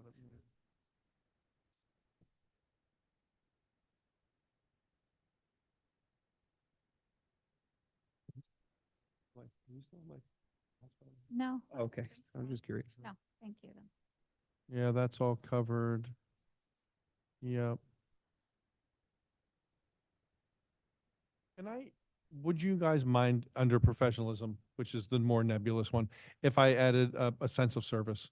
Because I mean, it was something I spoke about very passionately that I believe in quite strongly is the service mentality. Actually having a service mentality for the community. Yeah, I think that kind of fits in kind of with what we're already asking. So if we want to kind of add that to the. Yeah. I'll do it that way. I don't see the harm in defining the role a little bit more, the expectation a little more, and we are all public servants, and Yep. Chris is as well. Yep. And to define that as a service mentality, that's fine. That is a hard measure for me. I would be a no. I think the service delivery would be hitting all this list. That's the service And that that's we it. want. And- That is the service quality. And if, If we And hit I the see it list, as- I'm happy. That, That's I don't, good. yeah, that's. be good. Um, I'm looking at my checklist here. so while you take a look, Mac, just to make sure you kind of covered everything, well, I'll wait. Yeah, I think I got, yeah, looking, yep, I did. It's all covered. So we've done a lot. I know we've talked about it and, feedback can be difficult. I mean, not, not taking to light or take for granted your position and having to hear all of it. I think I mentioned to you, I have a very hard time doling out feedback, so it's hard. You know, this is a hard position to be in, but I think it's necessary, and I think that I have a very optimistic belief, not hope, but a belief that this is going to give you an opportunity to show us your true potential here. I really want to see it, and I really want you to succeed. I know Mac has said it. I know we all feel that way, that we want you to succeed. We want you to be kind of our manager champion. So I don't know if there's anything else to say at this point, but thanks for sitting here with us. Thanks for listening. And I'm looking forward to seeing your progress in the next couple of months, Chris. So thank you. So Motion to adjourn? Sorry? I thought you were going to ask for a motion to adjourn, and I was offering it up. please, you jumped ahead of me. Go ahead. Unless anybody else wants to do a little recap. Nope. Nope, that's it. Motion to adjourn. Second. Get out of here. All in favor? Aye. Aye.